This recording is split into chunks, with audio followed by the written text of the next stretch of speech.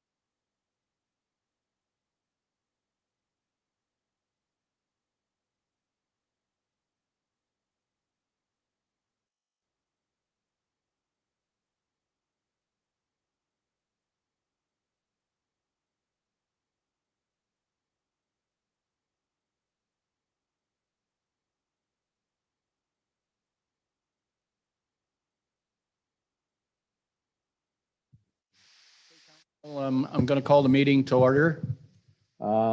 If we can all rise for the national anthem, please.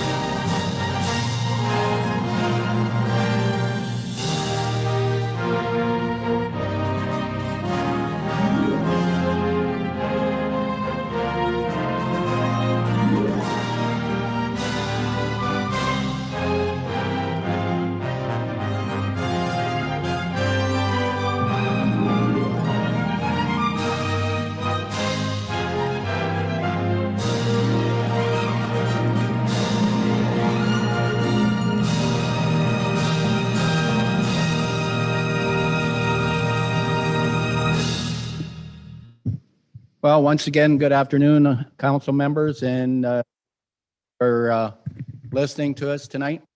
I'm going to go right into the published agenda, and before I do that, Rob's.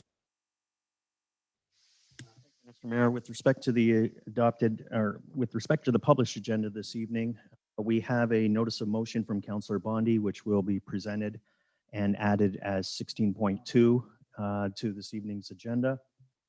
And then, oh,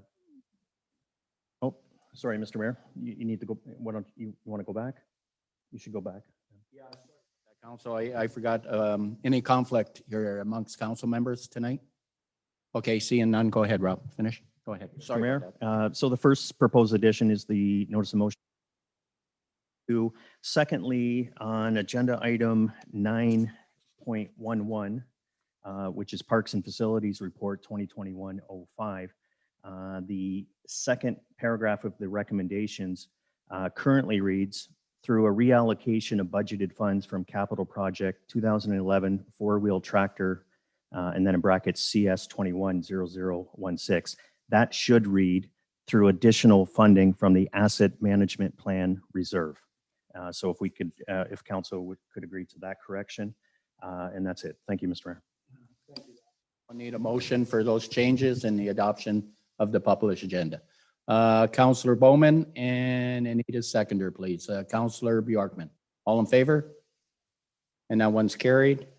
Then we'll go right into the adoption of the regular council meeting, May 3rd, please. I need a mover on that. Sorry, through you, Mr. Mayor, April 19th.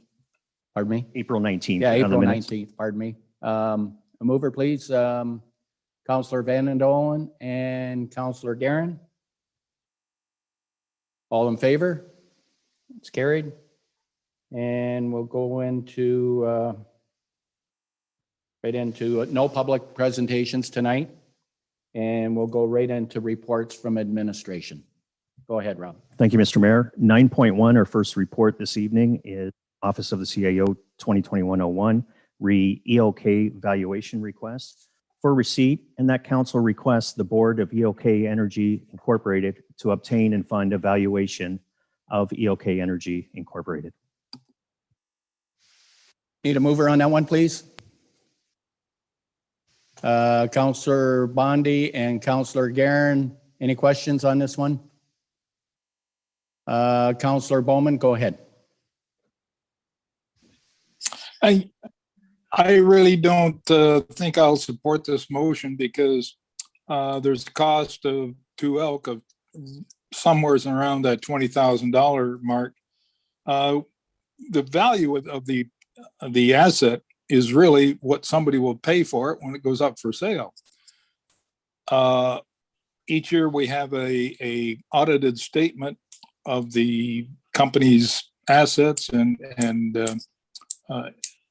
its procedures. It outlines various assets that it has, and my personal opinion is that should be good enough at this point. If we were planning on selling it, it would be advantageous to get a market value. But at this point, I don't think that's advantageous. So I'm not going to support the motion. Thank you, Councillor Bowman. Councillor Bondi, you were next.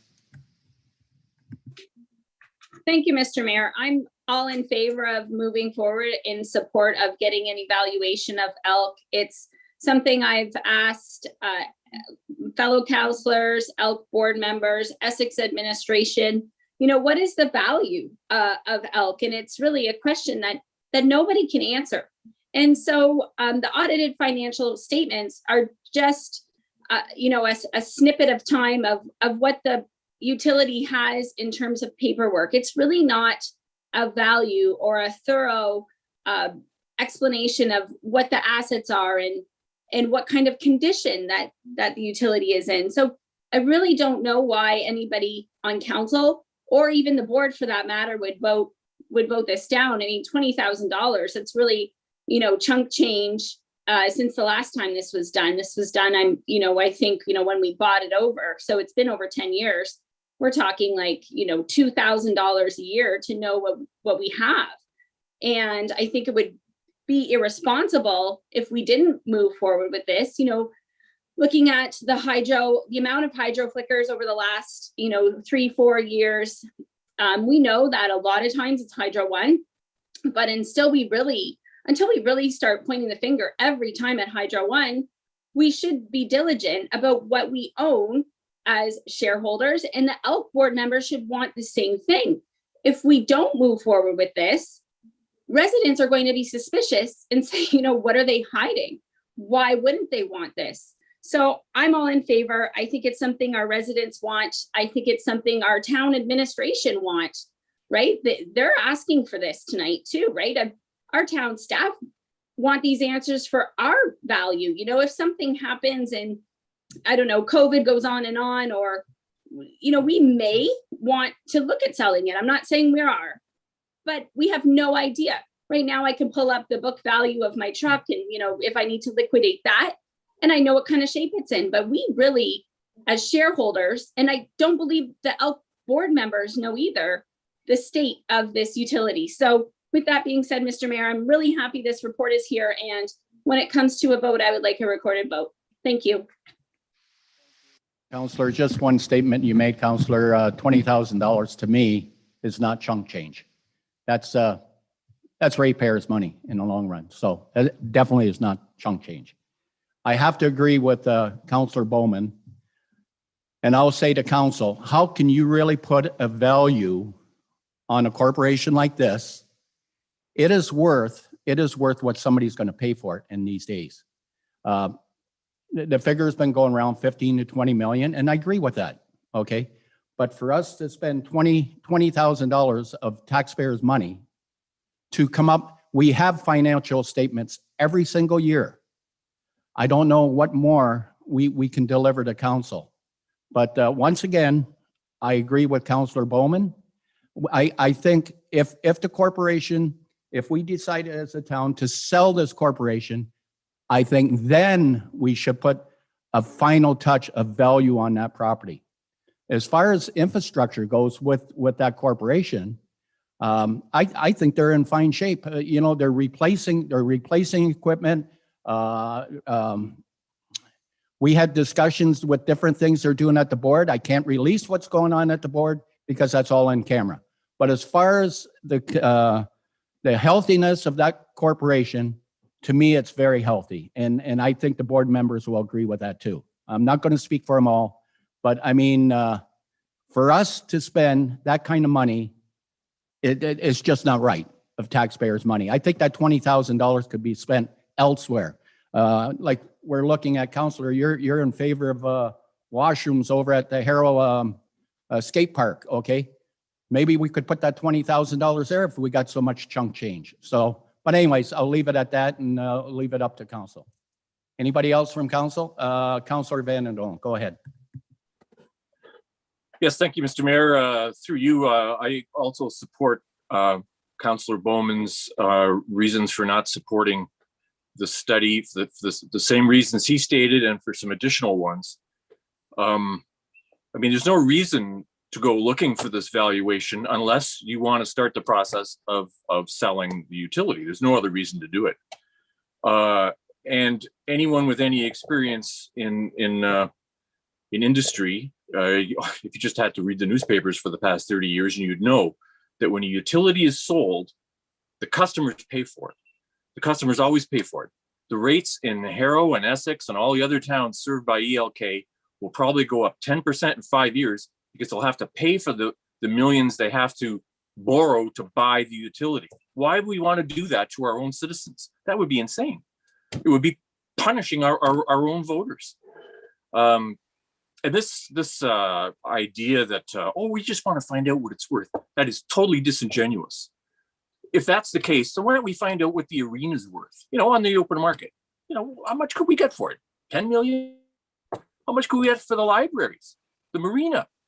See, it's dishonest. I'm not going to vote for this hidden agenda, which is basically sell, unless there's some explanation, but it doesn't seem to be forthcoming. So thank you.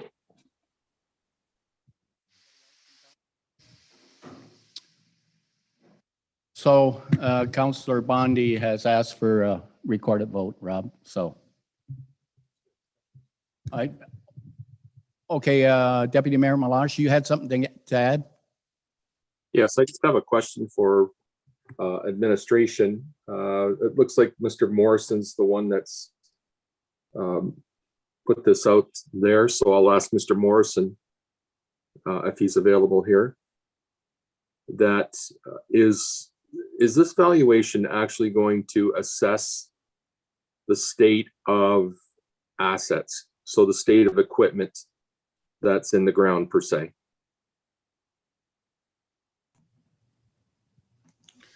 Through the chair, not in any level of detail.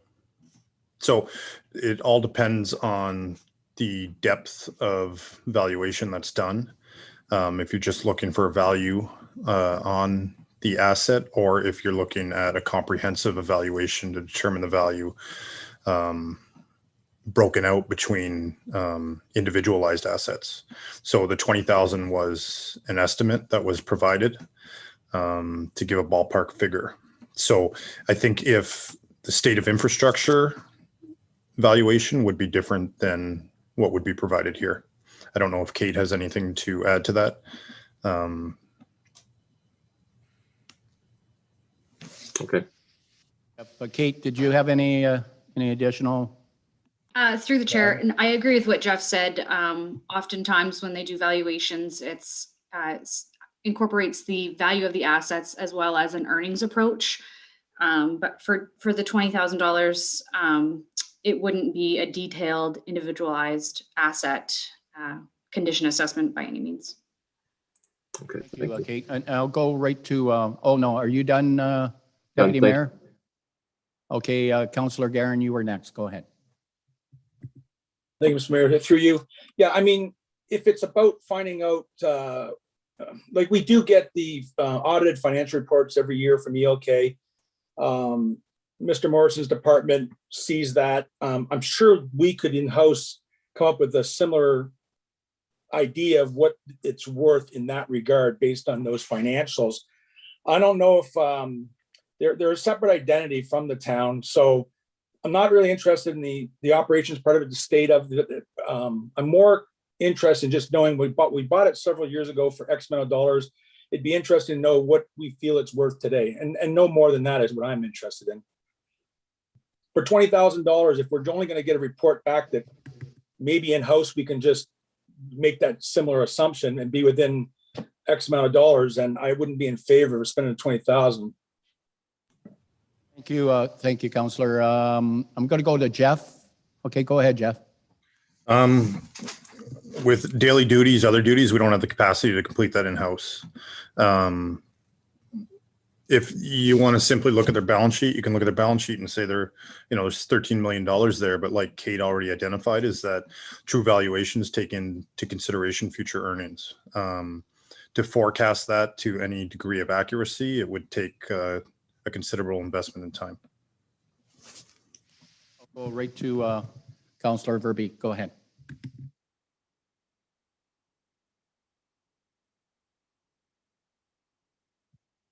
Verbeek, go ahead. Hi, I apologize. Through you, Mr. Mayor.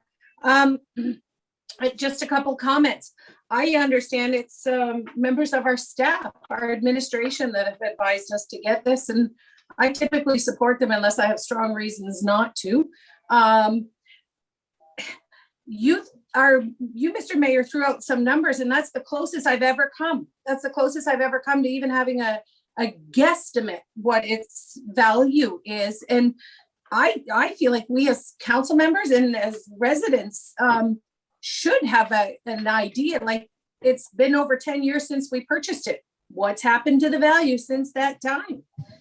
Thank you, Seems Councillor. like a legitimate question. Councillor, you made a statement there that administration wasn't administration. It was direction from council. It wasn't. Oh, there weren't administration. staff members? I No, thought there were no, staff no, members no, that no. said It was this would be a very direction good from idea. council. No. Hey, anybody else Well, that from? was my Okay, go ahead. Go ahead. that was my understanding, that there have been members of our staff that had said it'd be a very good idea to have this, just like members of the public. And I've heard from, like I say, other members of the public. And until you, Mr. Mayor, just threw that number out, I had no clue. And I just think it would be very important for us to have that knowledge. So yeah, I'll be supporting the motion. Have we had a motion yet made? Did you make the motion, Councillor Bondi? Yes, we had a motion by Councillor Bondi. She wanted to record. So, go ahead, Counselor Bjorkman, go ahead. Thank you, Mr. Mayor, through you. So I think it's important, once again, let's go to the motion. The motion is, will council ask the board of directors of ELK to fund and have a study done? It's not the direction of council to have the study done. It is us asking the board to look at their own operation, but we are very interested in what the value is. And I must say, I'm interested in the value as well, but I'm also interested in what is this question asking for? Is this just an evaluation of assets? Is this an evaluation of future earnings? So that if we went to sell the entity, what would that bring in? What's asked of us here is simply to ask the board of ELK to fund and look into that study. So it would be up to them what the scope of that study would be. So I as well believe we should know what we have and what values are. That is the question we are asking the board of ELK to bring to their directors. So I'll be in favor of it, and it'll be up to the ELK board to determine the scope of what they're looking at. Thank you. Anybody else? So Counselor Bondi asked for a recorded vote. Did we have a seconder? We on do, that? Mr. Mayor. We did, eh? Yep. Joe Garen. So all in favor of that? Oh, no, go ahead, Rob. So on the motion to receive the report entitled ELK Valuation Request, and that council requests the board of ELK Energy Incorporated to obtain and fund evaluation of ELK Incorporated, as moved by Councillor Bondi, seconded by Councillor Guerin. There was a request for a recorded vote by Councillor Bondi. On the motion, how do you vote, Councillor Bondi? Support. Councillor Vanderdolen, how do you vote? Opposed. Councillor Bowman, how do you vote? Opposed? Mayor Snively, how do you vote? Deputy Mayor Milosh, how do you vote? Support? Councillor Guerin, how do you vote? Support. Councillor Verbeek, how do you vote? Support. And Councillor Bjorkman, how do you vote? Support. With a recorded vote of 5 in favor, 3 opposed, the motion carries.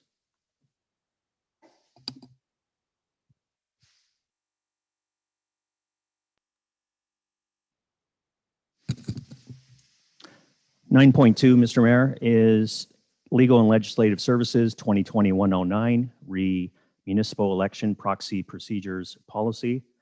That said report be received, and that the Town of Essex Municipal Election Proxy Procedures Policy attached here to this report be adopted as presented. And through you, Mr. Mayor, if I could give a brief summary to council on this report and its accompanying policy. So thank you, Mr. Mayor, and through you to council. This is the first time, to my knowledge, that the town has had a policy in regards to the use of proxy voting, a policy that is in addition to, or which supplements the provincial requirements. And so prior to now, if an elector wished to appoint another elector to be their proxy, they had to follow the current provincial requirements, and those provincial requirements are set out in Section 44 of the Municipal Elections Act. So just briefly, for public information, the current process is as follows, and then I'll speak to the current process and then speak to the enhancements or the additional requirements that the proposed policy brings. So quickly, if qualified to vote, an elector could appoint another qualified elector to vote on their behalf by obtaining a Form 3 and completing boxes A, B, and C on that Form 3. And Shelley, if you can pull up that Form 3. So this is a provincial form issued and mandated by the Ministry of Municipal Affairs. And this is the form that the elector would use and would continue to use if they wish to appoint a proxy. So that box A, the elector who wishes to make that appointment would fill out the requested information. Box B would be the information of the elector that the person appointing wishes to appoint. And as well, they would need to list the relationship of the elector being appointed. And then box C is where the elector making the appointment would sign. And it is important to note that box C is not to be signed until the elector appointed in box B has been completed.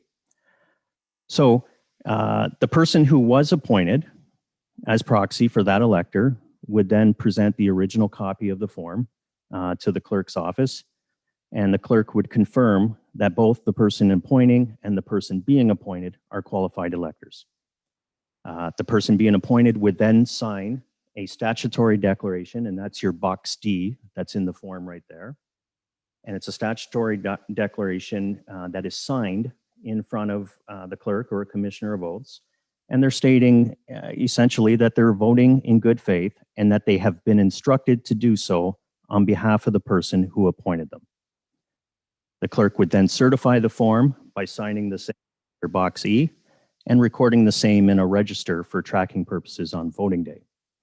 Then, at the voting location on voting day, the person, again, who was appointed to be the proxy, would then, at the voting location, present that certified proxy form to an election official. And prior to being issued a ballot, there would again be a check that both the person appointing, the person who appointed, and the person who was appointed, there would be a check to ensure that they were both on the voting list and are otherwise qualified to vote. And then secondly, those names would be run at that time into our voting software system, Voter View, and there would be a notification if someone had already voted. If okay, then again, prior to the person receiving that ballot, they would then be administered a verbal oath by that election official. And again, confirming under oath that they have been appointed by the elector to vote on their behalf, and again, that they will do so in good faith. So that, in essence, are the provincial requirements. The current proposed policy does not change any of the provincial requirements. All those requirements still remain in effect. What this proposed policy is doing or proposes to do is to supplement or add additional requirements specifically as it relates to Town of Essex municipal elections. And so a summary of those quickly. The first supplement or additional requirement is that the clerk's office will only issue the required Form 3 directly to qualified electors who make a request. And that qualified elector may make that request in person at the clerk's office, by phone, and potentially by email. But that request is being made to the clerk's office indicating that they wish to appoint another person they wish to appoint another person to vote on their behalf. And in the past, certainly that Form 3 in prior elections could be obtained from a number of sources, whether that's the clerk's office. In the past, the candidates themselves, as part of their campaign binder or information binder, would be provided with some copies of this Form 3 should they encounter voters when they're out there campaigning who have indicated they may not be able to vote on election day. The ministry's own website has this form. And then certainly other town websites would have Form 3 already posted. So the big change is that after confirming, so the voter calls in or shows up in person, and after confirming personal and voter information that the clerk's office would have via the voting software, the clerk's office would then pre-populate box A, identifying the elector who's made that request for the form. And then the town would either stamp that form or imprint on that form a distinctive serial number, and then give or mail that form directly to that elector who requested the form. So proxy forms that have not been issued and assigned a number from the clerk's office will not be accepted, no exceptions. And so again, that means if a form is presented as an application, looking for the clerk to certify that, and again, there's no number on that form, and even if that form was printed off of the Ministry of Municipal Affairs website, it will not be accepted. It has to be issued and stamped with that distinctive serial number coming from the clerk's office. So the person who ends up being appointed as a proxy will bring the completed form in person for review and certification by the clerk, and that's just like how it always has been. However, this time, they will be required to also bring with them proof of identification of the elector who appointed them. So the elector who appointed them will need to provide to the person they're appointing sufficient ID, and that could be driver's license, Ontario health card. There's a whole host of items that are accepted for proof of identification. And then finally, the final change or enhancement is that proxy form applications will no longer be received, processed, and certified at the voting location itself. Now, if a person wishes to be certified as a proxy, they will first need to go to town hall during designated hours for certification directly at the clerk's office. So either that person who's been appointed proxy will either get that certification done either prior to voting day or prior to the advance poll date or on the advance poll date itself, but they will be required to go to a location at the clerk's office and other than the voting location. In 2018, an overwhelming number of applications were presented for certification at the Herald advance poll, and that led to some pretty substantial delays in processing that vote. And so that is a major change that we're looking to make going forward. And again, the hope is that the overall result of the new proposed policy should be better controls in place with respect to the process, because at the end of the day, it's still a process that's vitally important and to assist with people voting and ensuring access to the process. And finally, another component of this is certainly because we're changing the process as what has been customary in the past. Again, in the past, we simply followed provincial requirements. Now, we're still following provincial requirements, but we have additional and enhanced controls. So now it's going to be extremely important for us as we prepare for the election next year and as we lead towards that election to make sure we do extensive public education and ensure that the voters are aware and they understand that there's going to be some additional requirements. And the goal is to, while I said additional measures and controls in place, we don't want to make it overly restrictive still. We still want to ensure at the end of the day that the voter who needs someone to vote on their behalf can still do so, but there are going to be these additional requirements. So that's essentially a quick summary of that, Mr. Mayor. I'd be happy to take questions. Thank you, Rob, for the detailed report. Any questions from council? Councillor Guerin, go ahead. Thank you, Mr. Mayor. Through you to Robert, a couple of questions. One, Robert, I'm assuming that municipalities have the right to add these additional enhanced policies on top of what the provincial policies are already?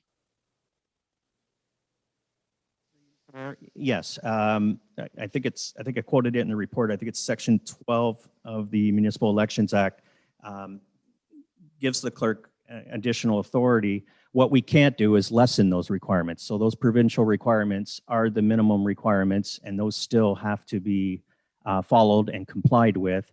But the clerk has authority to make additional requirements relating to process. Okay, and then further to that, these type of enhancements, are they out of the unordinary, or other municipalities already taken these things into consideration, or are we like the first one, maybe in the province, to be doing something like this? So through you, Mr. Mayor, no, we're not the first one in the province. During the time that I researched this, I looked at a lot of municipalities' approaches, a pretty exhaustive list. And I would say that it's not an overwhelming majority of municipalities that have added these additional enhancements, so to speak, over and above the provincial requirements. A significant number of municipalities have proceeded like the town of Essex has proceeded in the past and simply ensured compliance with the provincial requirements. What I did find is those municipalities which added further enhancements or controls tended to be those larger municipalities around the province. City of Windsor, for example, has some additional requirements. City of Toronto, City of Ottawa. So it tended to be more the case for your larger municipalities. So, but definitely not a novel approach. Okay, so just so I'm clear then, so the big major changes, instead of just ripping one of these blank forms off the internet or getting it photocopied, they have to go through the clerk's office, and the clerk's office is controlling how many are going out or who's getting them.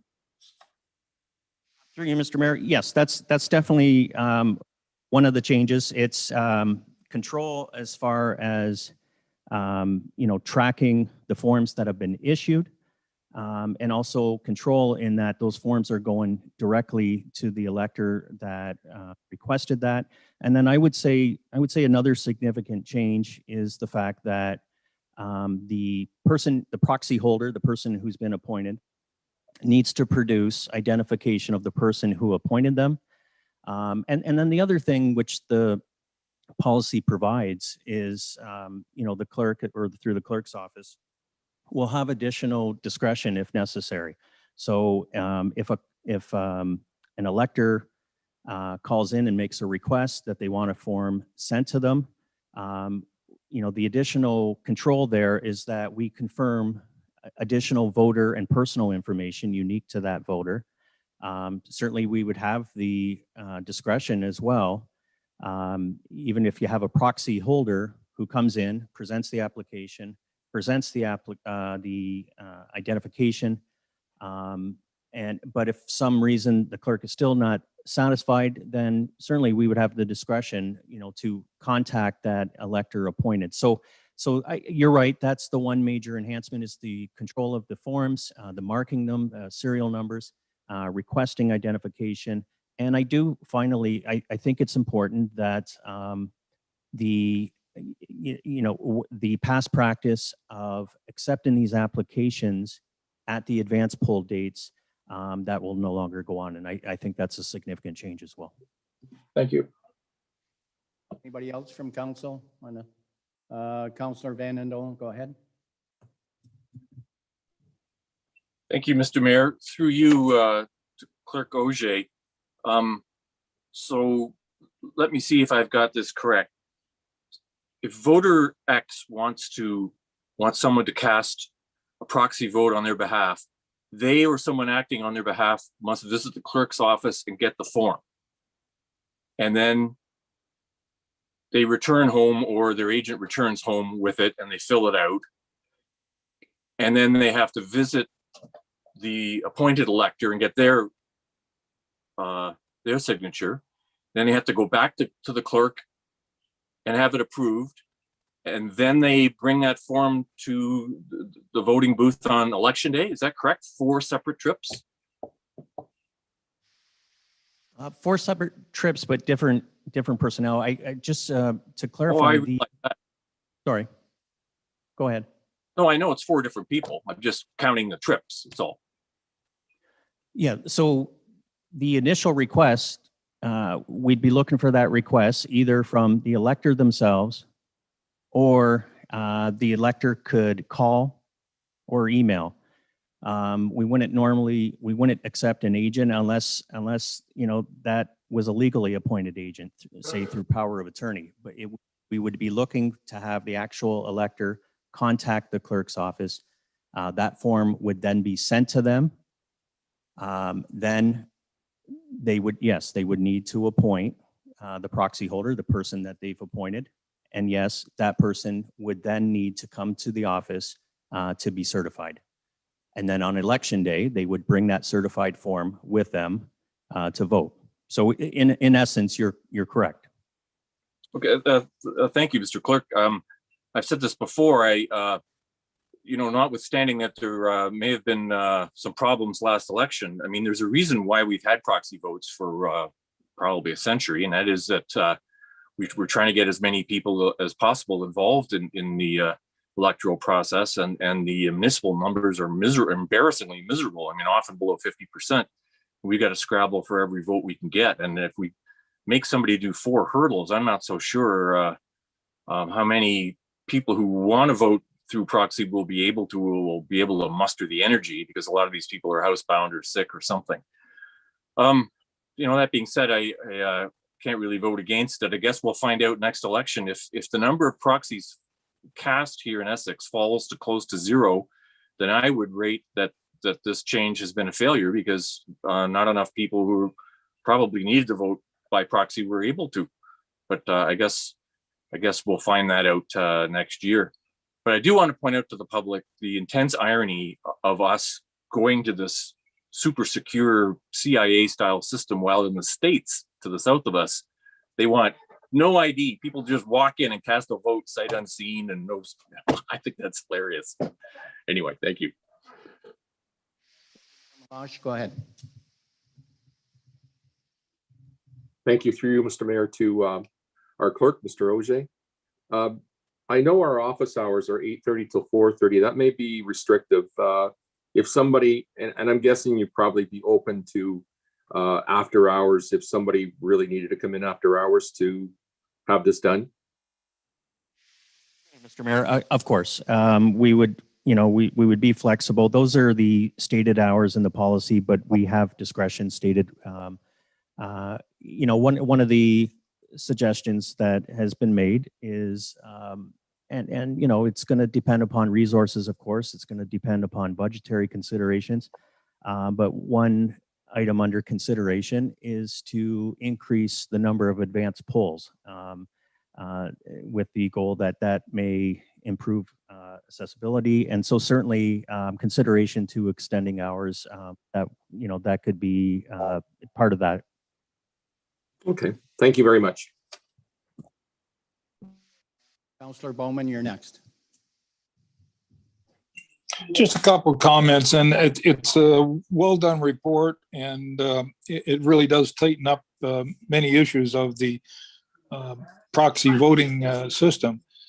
The unfortunate part, I think it'll really affect the more vulnerable side, as was mentioned before, the people that have issues with movement or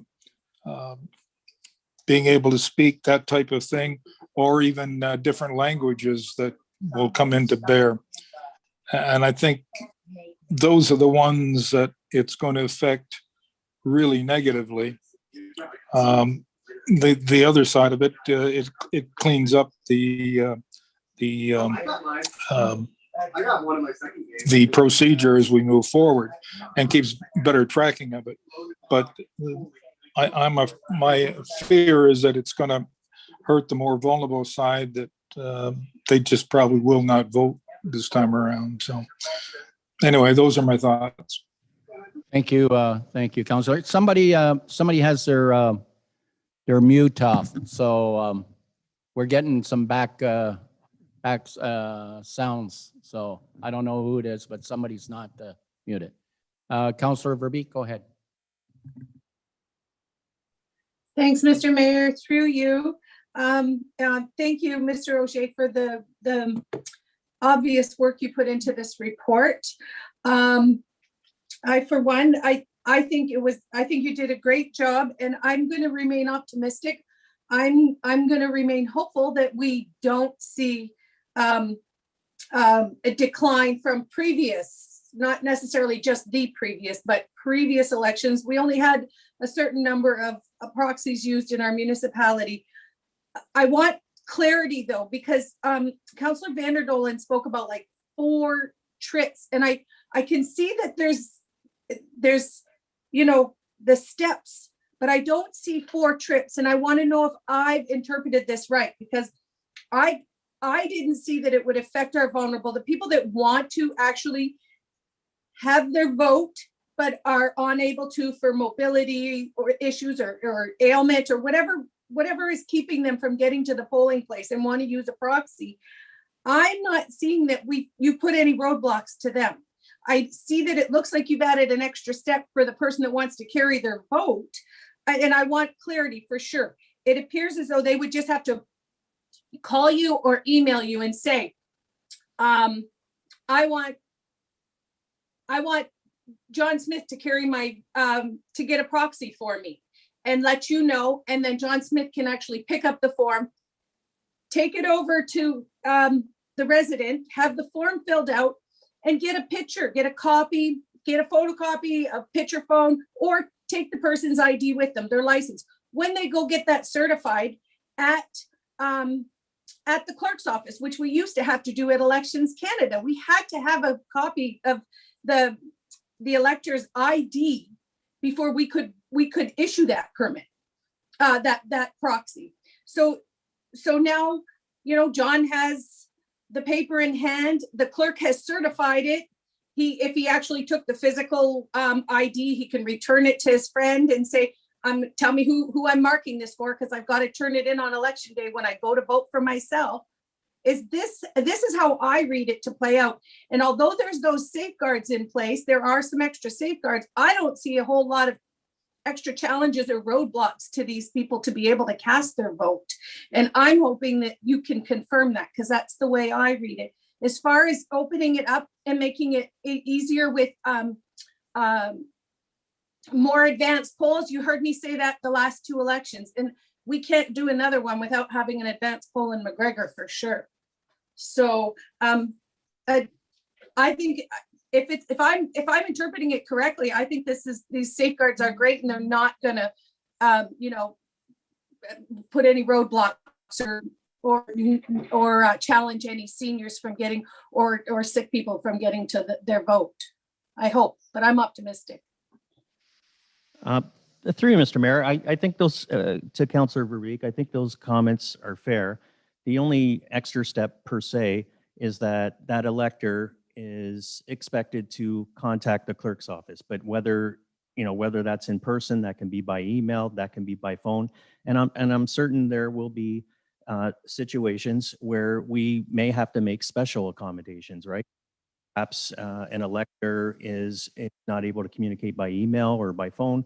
And so the clerk's office may have to make special accommodations in those instances.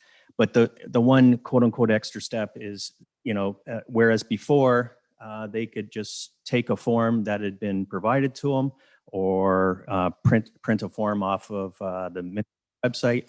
Now that first extra step, so to speak, is somehow communicating or contacting the clerk's office. And then really the only extra step is on top of that is that the person who's been appointed as proxy holder has to bring ID, and advanced polls, they won't be able to present that for certification at the advanced poll. So they have to ensure they've gotten their certification either prior to that advanced poll or at another location. We need to separate those 2 locations. So yes, to Councillor Vanderdolen's point, there is a couple of extra steps, so to speak of, but to your point, Beek, I don't think these are posing unreasonable barriers. Thank you. Thank you. Councillor Bondi, go ahead. Thank you, Mr. Mayor, and thank you to our clerk, Mr. Auger, for this report. I think what we're kind of forgetting is why we're here and why our town staff have had to spend months and months doing this. We clearly had an issue in the last election. So I really like the stamp. I really like the serial number. I think we need to stress the oral oath. One thing to keep in mind is that the town of Essex had 18 times the amount of proxy votes as many other municipalities.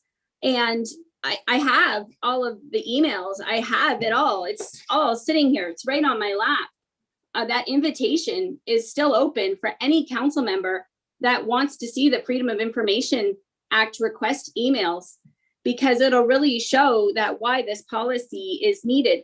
One thing to keep in mind is that there may be a handful of people that might not be able to vote because of this, because it's too many steps.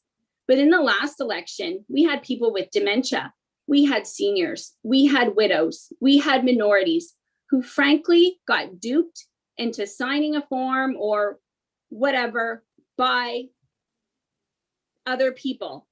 And a lot of times, proxy person A who appointed B did not even have a conversation about that. So that is why all these checks and balances are very much needed. And this is needed for our staff members too. So they're not put in an uncomfortable situation. This email that I'm reading right here is from September 15th. You know, our poor staff that had to go through this during the last election, let's pass these policies and get them in place so that our staff and our council and our community never have to go through this again. I agree, we need more advanced polls. We all knew that the Harrow advanced polling station was going to be busy. We didn't have enough staff. And unfortunately, another thing that we didn't have is cameras in the hallway, because I believe that that could have helped it as well. So in the last election, we had Robin Hall was told that a candidate had a bunch of proxies with all the electors pointed as him as the proxy voter. So that is not, you know, husbands and wives or family members. That is one candidate, and that is another candidate told our town staff. It's all here. It's all in the emails. You know, we as a town council, you know, we don't have the authority as like the police have to press charges. That's the police. They do the investigation. They press charges. The town of Essex asked for the investigation. We don't have the authority in the courts to prove guilty or innocent, but we do have the authority to fix our policies to ensure that public trust is back into our elections. We have 4 beautiful policies coming forward. You know, the use of corporate resources, the complaint policy, the sign policy, which is coming next. And that is all going to make it so that our staff and our candidates don't have to self-police themselves. What we went through in the last election as candidates and as a public is not right and should never happen again. I am still getting calls. I'm still getting complaints all the time about what is happening because people want closure. So this is one little piece of the puzzle. Well, it's actually a really big piece, and I'm thrilled it's here. It's a big piece of the puzzle to make sure that this doesn't happen again. And again, my invitation out to council to see these emails, which a lot of us are mentioning them, is always there. And also, Mr. Mayor, I would like a recorded vote, please. Yeah, thank you. Thank you, Councillor, for your comments there. One day I'll show you the letter I have stating you accused me of different things. I'll show you that, and the media will have a copy of it too. So Councillor Bondi, better watch what you're saying, because Point the of stuff order. I have Point of is order. very damaging, what you said This- about me. There is Thank you. no back and forth. Through the chair. And I'd like to speak. Clerk. So, Mr. Ogier, thank you very much. It was a great report. There was a number of things there that make this a much tighter policy. It's very good that we are going to have the first sections filled out before the proxy goes out, because what that does ensure is that the proxy is filled out in the correct order in which it's supposed to be filled out. That's a very, it's not a very user-friendly document in which boxes are to be filled out in which order. And that has been a problem, not for our council, for many councils. I'm surprised that hasn't been changed in many more places. It's one of the reasons Windsor changed theirs, and it's a good model for us. So I believe that is going to control a lot of how proxies are filled out, and that they follow the correct steps. And then also having them serialized ensures that people are getting proxies from the town and that the town has started the process and that they are representative of the wishes. So it's a good report. It's a good step for us to keep moving forward with the security of our elections, which is 100% the important part that we need to make sure that people trust in the process that we're doing. So thank you. I'll be happy to support this. Counselor, anybody else? We don't have a motion. We don't have, well, Counselor Bondi was going to make a motion. Were you going to make a motion, Counselor Bondi? Yes, Mr. Mayor, if I may, that we receive and support the recommendations in the report and that we also send it. I would, in the first part, when Robert first brought all these reports to us, he said that, we could lobby the province to change how proxies are done. I would like us to send this to AMO so that other small towns and large towns never have to go through this again. So, because it's great work and really everybody should follow the same election procedures. So whatever that friendly amendment looks like. I need a seconder for the motion, Counselor Verbeek. Yeah. And I second the change because I was actually thinking the same after all my years with Elections Ontario and Elections Canada. This would be great to get out right across the province. Good. Thank you, Counselor. And through you, Mr. Mayor, do we still have a request for a recorded vote? Okay.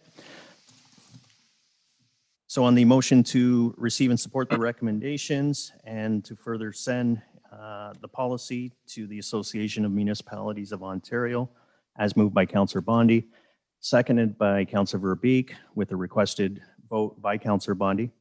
Councillor Bondi, how do you vote? Support. Councillor Vanderdolen? Support. Councillor Bowman? Support. Mayor Snively? Support. Deputy Mayor Milosh, how do you vote? Support. Councillor Guerin, how do you vote? Support. Councillor Verbeek, how do you vote? Support. And Councillor Bjorkman, how do you vote? Support. With a recorded vote of 8 in favor and in support and none opposed, the motion carries.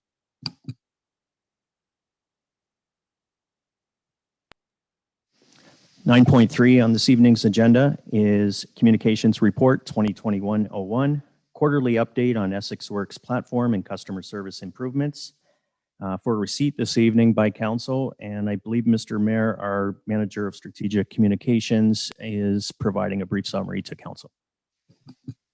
Alex, are you there? Go ahead. I'm here, Mr. Mayor, through the chair. I will be brief tonight. Thank you, council, for having me. As you read in the report, just noted some of the kind of process improvements we've made through the Essex Works system. I think two of the most major and notable ones are the addition of, one of the issues that we faced was not issues with ELK, but problem submissions that were coming with that affected infrastructure that ELK maintains. These items were being closed, and the resident, whoever submitted it, was being notified that the item was closed when in fact sometimes that work was not being done, and those work orders were being bounced back to us, and we're being told there might be, it might be another issue, it's not ELK's issue. So we've mitigated that. We're just treating ELK like any other contractor. Another significant improvement is the combining of the two domains. So previously, as the report noted, we were kind of operating in two different domains. So we had all of the Essex Works online submissions, and then we were also working with the phone call submissions. So we've since combined those, and I think it's just going to give us a much better picture of kind of all the calls that we're receiving. So we're going to be creating really good data to be able to keep track of all these issues, and kind of it will help us plan in the future, as the report noted. And I think which was the intent of the municipal modernization grant. So I also noted some of the average response time, notice times. It also gives us as administration, staff members, managers, something to work towards, something to progress. Obviously, we're trying to provide better service. I think this is a step in the right direction. So I'm more than happy to answer any questions or any comments. Thank you. Councillor Van Dolen, you had a question? Go ahead. No, I just want to say, this is great. Thank you.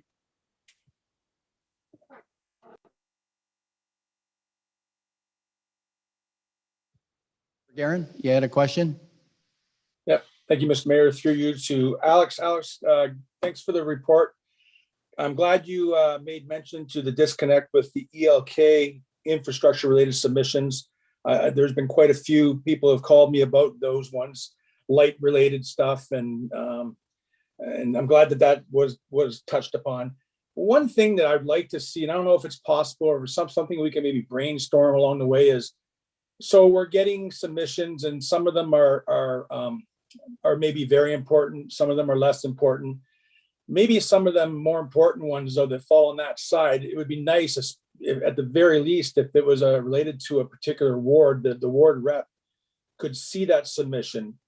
Maybe not handle the submission, but I find it, I guess, somewhat embarrassing when I'm walking around and someone's pointing out that they've contacted the town, or they've made a submission online and no one's gotten back to them, and they're telling me what the problem is, and I have no idea. For example, last Saturday or Saturday before, there was a water main break on Fox and Cameron, and just by chance, Councillor Bondi came upon the scene, and I was contacted. I went there, and had I not been there, the next day, if I'd bumped into somebody that was aware of it, my abouts out shopping or whatever, as a ward rep, I'd be embarrassed to learn that there was something so serious going on in my ward and I didn't know anything about it. So I don't think it's in all cases, but I know when they submit those submissions, there's kind of like, if it's a pothole, it's maybe not as serious, but if it's something like power out or whatever, then that's more serious. I'd like to find a way where, at the very least, at least the ward reps would know major things going on that are being reported to the town, so that we can be in touch with the deal. But other than that, I think the tracking report better than what we had before, which was nothing. So this is great. Thanks, Alex. Yeah, through the chair, thank you, Councillor Guerin. I think in the instance of water main breaks, power outages, those are more of kind of emergency type situations, so we wouldn't really be using Essex Works for those purposes.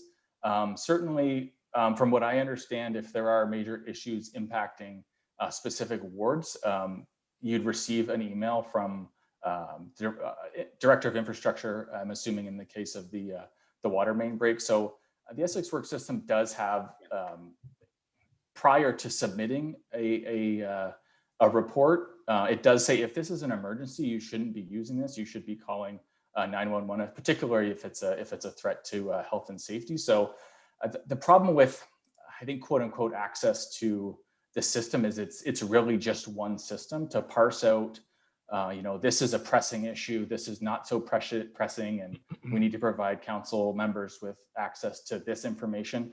I would say it comes down to a matter of, administrative resources. I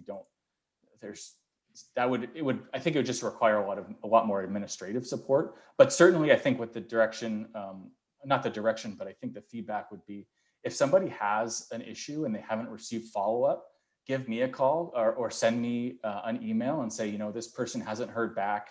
This is their submission number. That's one of the best things about this system. Each report gets an independent ID. So I can go into the back end and say, this is the number. I can figure out where it's gone to. And I'm more than happy to provide that information or get a follow-up from the responsible managers.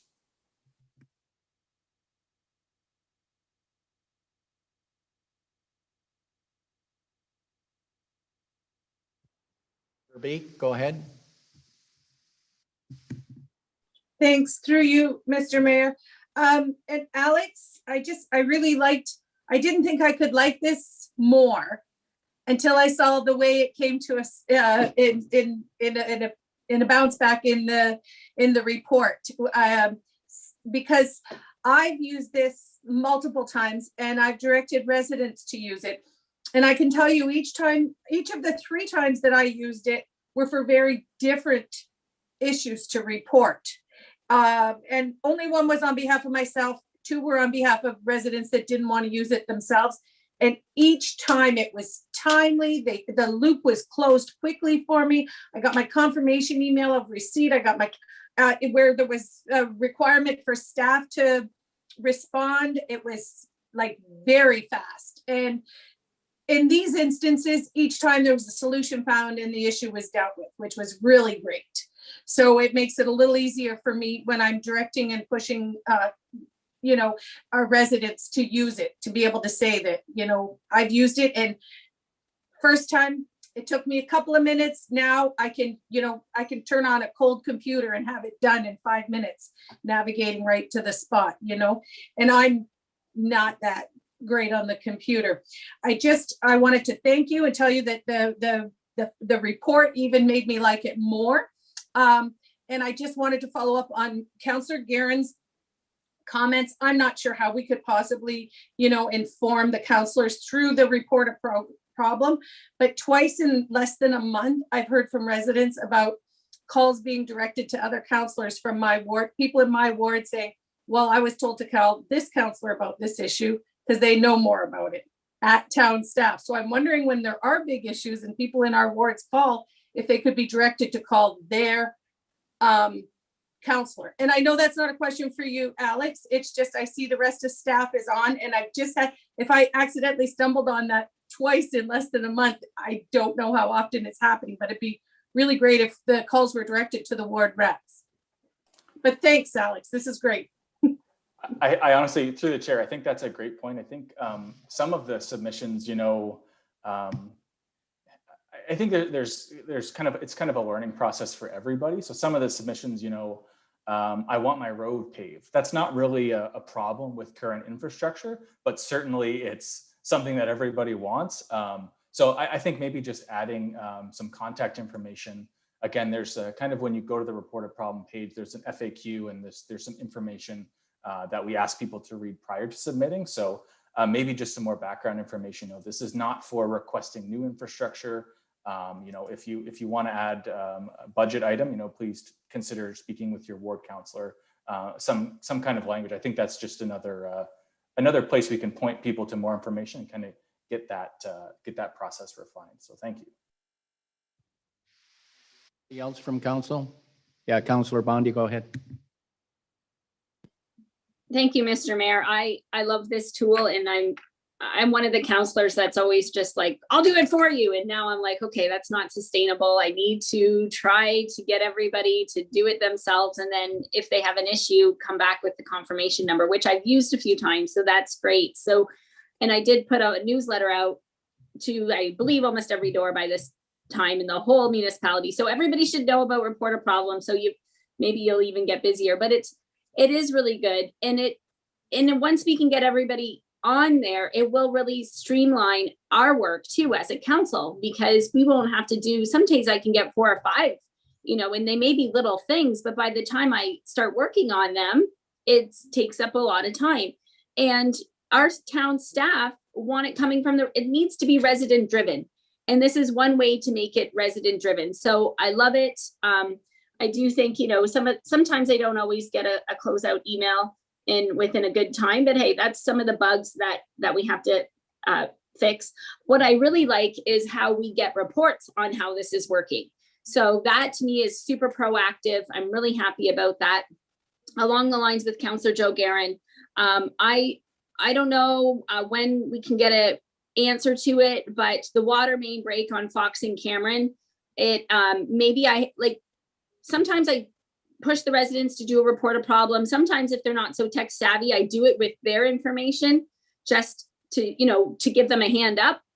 But there's a couple water mains that aren't working there. And I believe Councillor Guerin sent an email and I also sent an email. So we are still waiting to hear back from that, just to provide reassurance to that family that those water mains will be working. And also the question of emergency response time when things happen. And I know this is an emergency, totally different topic, but there's really no opportunity to talk about it. So our emergency response time during emergencies in our town is something I would like council to have a discussion of, or maybe the CAO or Director Gerard can provide follow-up this week on that email so I can close that loop on my end too. Thank you, Alex. Great job. Councilor Bjorkman, go ahead. Thank you, Mr. Mayor, through you. Yeah, to Alex, a great report.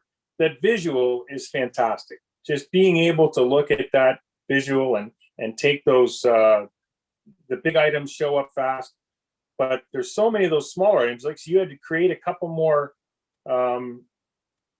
indexes because they suddenly showed up. So I think one of the really good things this tool is going to have for us is we don't really know all of our issues yet, and we don't know them until they start reporting. All of a sudden, there's a trend start. Oh, but it's not just one. It's just not one tree that's a problem. There's these 3 trees, and all of a sudden now we're coming from this particular area.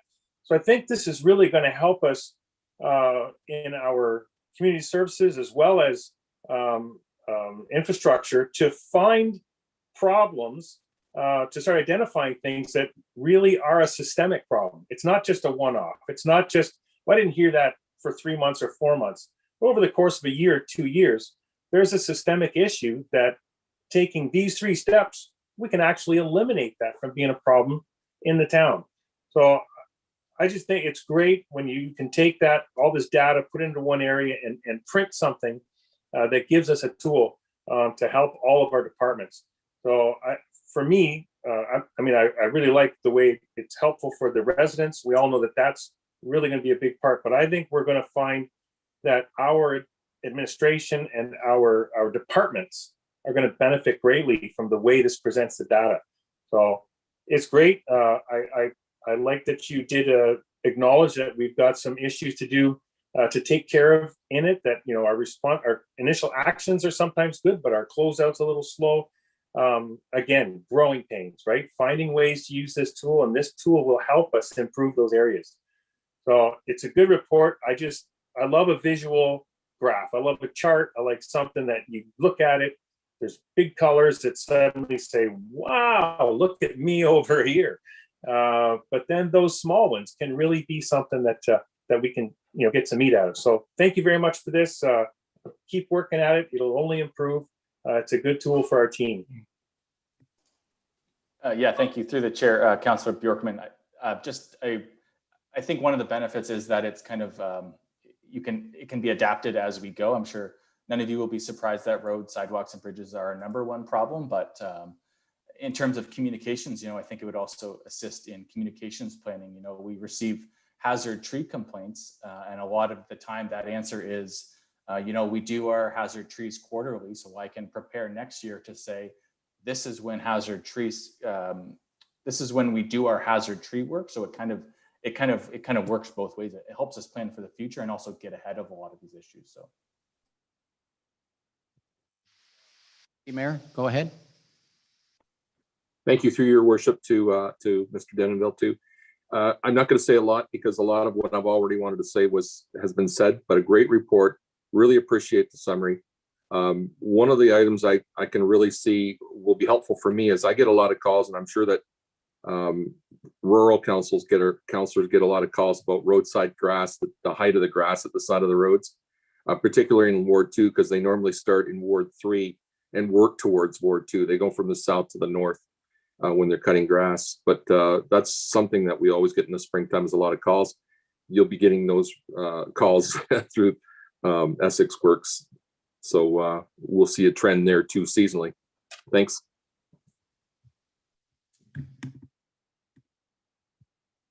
Go ahead. Thank you, Mr. Mayor. Yeah, sorry, through you again, one more time to Alex. Alex, a couple things then. So you did mention the bump with the ELK stuff that's being submitted. So one question I had for you, and I have another one after this, is so what did we end up doing there? What is the solution if somebody calls in about an ELK infrastructure? How is that being taken care of now? okay, so previously, sorry, through the chair. So previously, someone might have called, you know, my street lights out. So they would submit through Essex Works. Our staff would look at that, you know, our public works staff, and say, well, this is an ELK issue. We're going to forward that information to ELK, and we're going to close out the ticket within CityWorks, which is kind of our work order system. And then we would note that, you know, this item has been forwarded to ELK. But we were getting some feedback, you know, from a number of councillors that said, you know, these things are getting closed, but they're not closed. So in some of those cases, ELK was responding and would say, this is, it's a power supply issue, or there's some other issue. I'm going to be honest, I don't really know the verbiage or the language of electrical infrastructure, but it's another issue that we can't deal with. It's not just an out street light. So what we're doing now is if somebody submits, say it's a street light issue, we forward that information to ELK, and then we wait for their response. So I met with ELK a few months back and basically kind of identified how we could make this process a little bit easier. And they identified their kind of key representatives or key administrative staff that are responsible for closing tickets that are being submitted. So we email them the information. We really just forward an email to them. And then, they deal with it in-house as their own corporation. They respond back when that work is done. It happens, I think, bi-weekly, maybe every couple of weeks.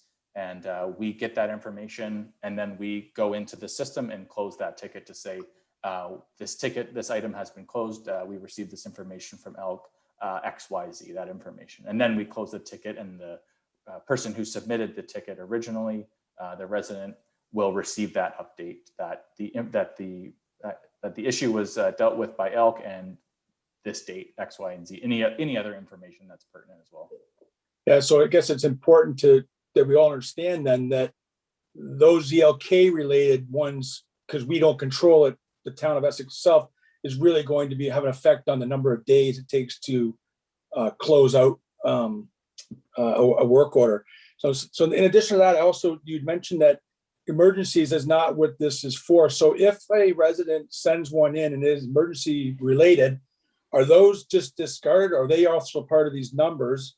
And does a resident still get an email back saying, thank you for the request, but this is not part of this works, that it's an emergency call? It's like, how is that affecting all these numbers? I guess what I'm certainly it wouldn't just be closed or wouldn't be discarded. It would be just dealt with kind of in the regular flow of operations. So if it was an emergency, if there was a threat to health and safety, we probably would have been informed about it already through the OPP or through fire and rescue. But basically, if that's already been dealt with, a staff member, someone in public works, or I would go in and say, we received this information. This was dealt with, on this date, and then close it. There is some information on the front end of the Essex Work system that says, if this is an issue that is a threat to health and safety, please call 911. This is not the system that's going to get you an instant response, and certainly it wasn't designed for that. And it's just, I think, considering how we conduct work regularly, and the limits we have on human resources, staff time, availability of equipment, contractors, all that. Yeah, because what I'm seeing here then is with 155 total submissions, there could be duplicates in there. So it doesn't necessarily represent that there's 155 separate issues, because you could have 10 people doing a work order for the exact same problem, right? Through the chair, yeah, you could. I did the analysis for this. I can't say I saw a ton of similar things like that, or issues like emergency issues. So I don't know if there's a lot of duplicate issues, but certainly, the stats are the stats, and they don't paint the whole picture. There's a lot of detail, some of the nuances. I know, ELK, bouncing an email back to ELK and getting that information back is one thing. There's other, operationally, like hazard trees, which I pointed out, that's work that we conduct seasonally. That's how it's budgeted. That's how we do it for the cost that we get it at. So it's work that's going to happen, but you might receive an update a month later because that was just part of the package of the contractor's package of work that was completed. So yeah, it's definitely not there's a lot of detail and nuance behind the numbers. So it's kind of just an overall picture that we can work on. Yeah, thanks. Else from council? No. Thank you very much for the report there, Alex. It was a good report. I'll need a motion to accept the report, please. Deputy Mayor Malash and Councillor Bowman. All in favor? One's carried. Thank you, Mr. Mayor. 9.4 on this evening's agenda is finance and business. The COVID-19 financial impact as at December 31st, 2020. That said report be received for council and public information this evening. Could I have a mover on this report, please? Need a mover on this report?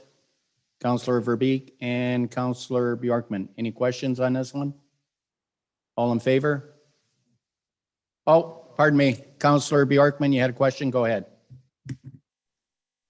It's just, I think we need to make a comment on it. It's a huge report on how COVID affected us over the last year and over our finances. It was a very good report put together by Kate and Jeff and their team. And just to see how well our team sprang into action to mitigate what was costly for everyone, but other municipalities and other areas in our own area that really ended up with more problems. I shouldn't say more problems, but with costs than we did. I'd like to just point out, with our there was a second round of application-based funding for municipalities that was put out by the provincial government, and we didn't apply for that because we didn't qualify. That our team kept things on the straight and narrow there, to the point of our community services department was the only one still offering programming, and lost half of their income from programming. It's a good report showing how well and how quickly our staff managed to mitigate those things for us. So I think it's worth saying something about, and congratulating that team for doing such a great job. Thank you. Good point. I agree 100% what you said there. Anybody else from council? Okay, thank you. I need all in support of the report, please. Gary. Mr. Mayor, 9.5 is planning 2020-10 heritage designation for 195 Bagot Street. That said report be received, that bylaw 2016 being a bylaw to designate the property known as 195 Bagot Street be read a first, a second, a third time, and be finally passed this May 3rd. And that bylaw 2016, once passed, be served on the Ontario Heritage Trust, be registered against the property with the appropriate notice thereof. Mover on this one, please. Councillor Bjorkman and Deputy Mayor Malash. Any questions? All in favor? Carried. 9.6, Community Services 2021-04, 2021 Essex Fun Fest update. That said report be received, and that council approve the Essex Fun Fest Committee recommendation to cancel the 2021 Essex Fun Fest. First of all, I'll say before I go to a vote, disappointing, and I know Councillor Guerin,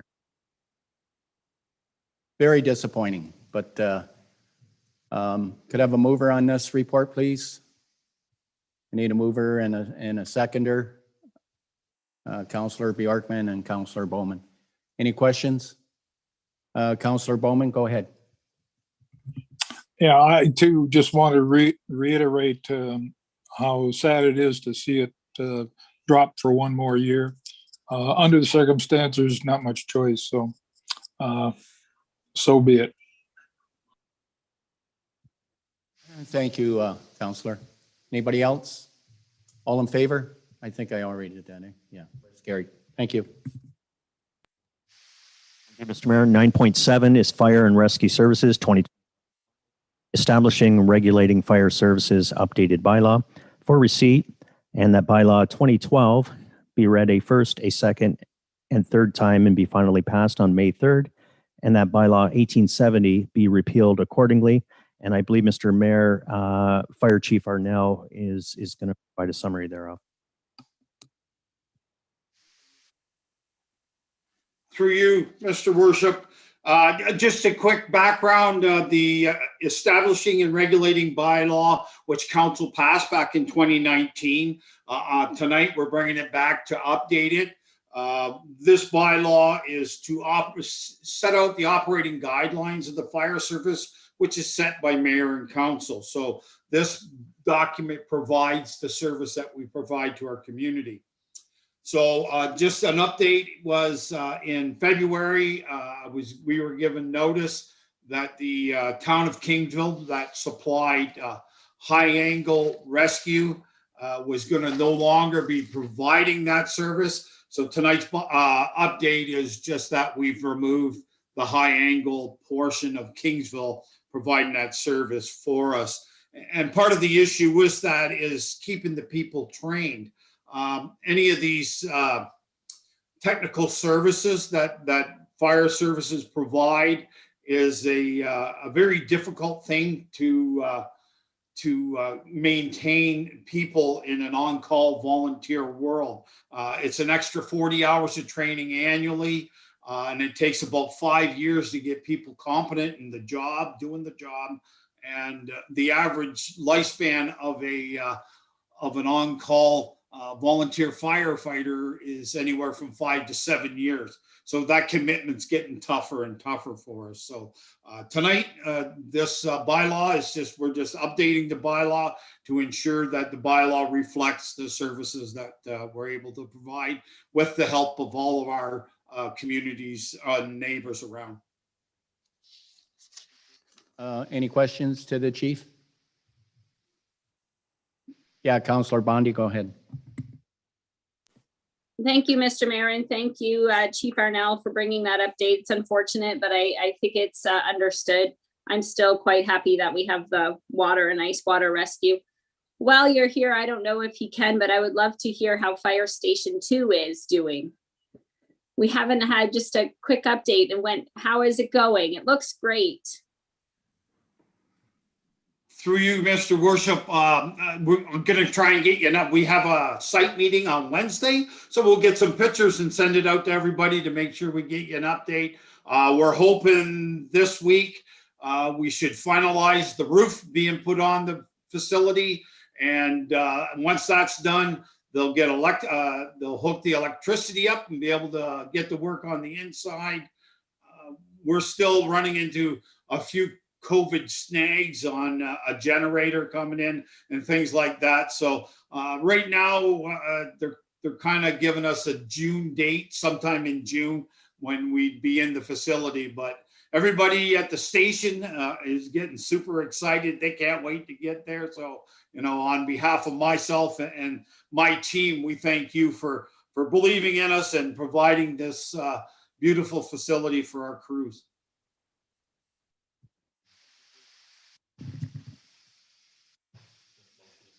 So I need a motion on this one, please. Councillor Bowman and seconder, please.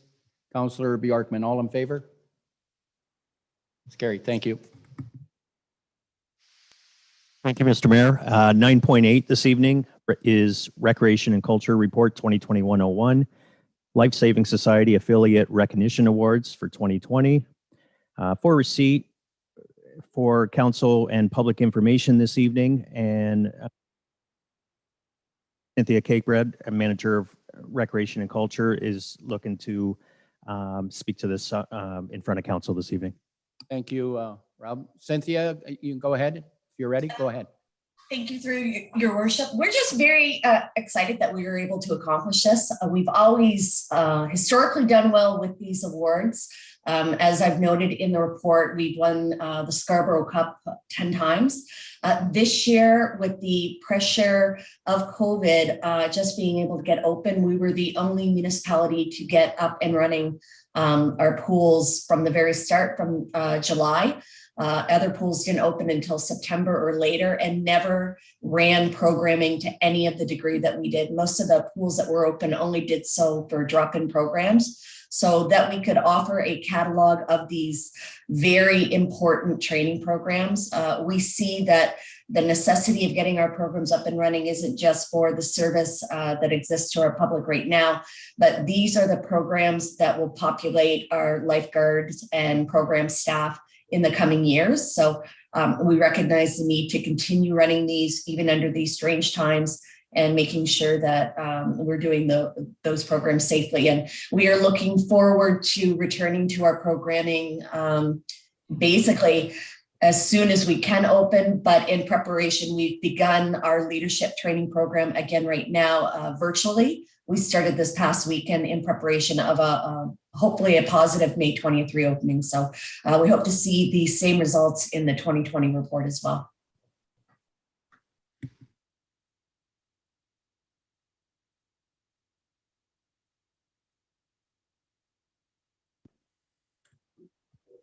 Malash, go ahead.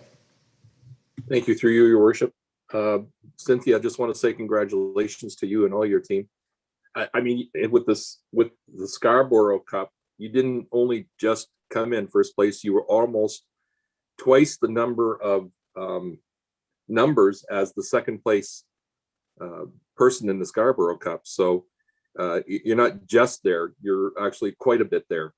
And we thank you as a council for making our town look so good in all these life-saving efforts and trainings that you're doing, because it's a great thing. And I know I've been on council now for 17 years, and I know that this has been an ongoing effort on your part and your staff. So thank you again for putting us on the map here with this. It is something very worthwhile pushing for. Thank you. Mayor, anybody else? Yeah, I need a motion to move the report, please. Councillor Bowman, and did you want to speak, Councillor Bjorkman? Yep, just quickly after the deputy mayor there, just so the public knows, it's 4 top 3s in the categories that were there. The categories we were in, we came in top 3 4 times. And this is on top of our High Five program, where aside from Windsor, who's in it, we're the only municipality in our teaching and in our programming that has these levels. So yes, thanks for putting us on the map for all the right reasons. These are great things that we're doing and that you and your team have put together. So kudos to all of you. I think it's terrific. Yep. Hey, Councillor Bjorkman, did you want to second that? You did, eh? Okay, all in favor? It's carried. Thank you. Thank you, Cynthia. Thank you, Mr. Mayor. 9.9 on this evening's agenda is Parks and Facilities 2021-01. Results of requests for proposal, remove and replace surface for Colchester Park playset. For receipt this evening, and that council award the request for proposal to Softline Solutions AB Incorporated. Need a mover on this one, Councillor Bondi, and a seconder, please. Councillor Bjorkman. Yeah, I'm glad they're doing it, because I was down there yesterday and it's really, so it's great that we're having this done. So Councillor Bondi, go ahead. Thank you, Mr. Mayor. I'm not sure, but he might have already got some emails that I did post in advance of this agenda. I posted that it's going to get done, because it does need to get done. And a lot of residents are now saying, can we have the tiles? Because they got them when we redid McGregor. So I'm not sure if that's an option. I just got asked to bring it forward to Mr. Sweet.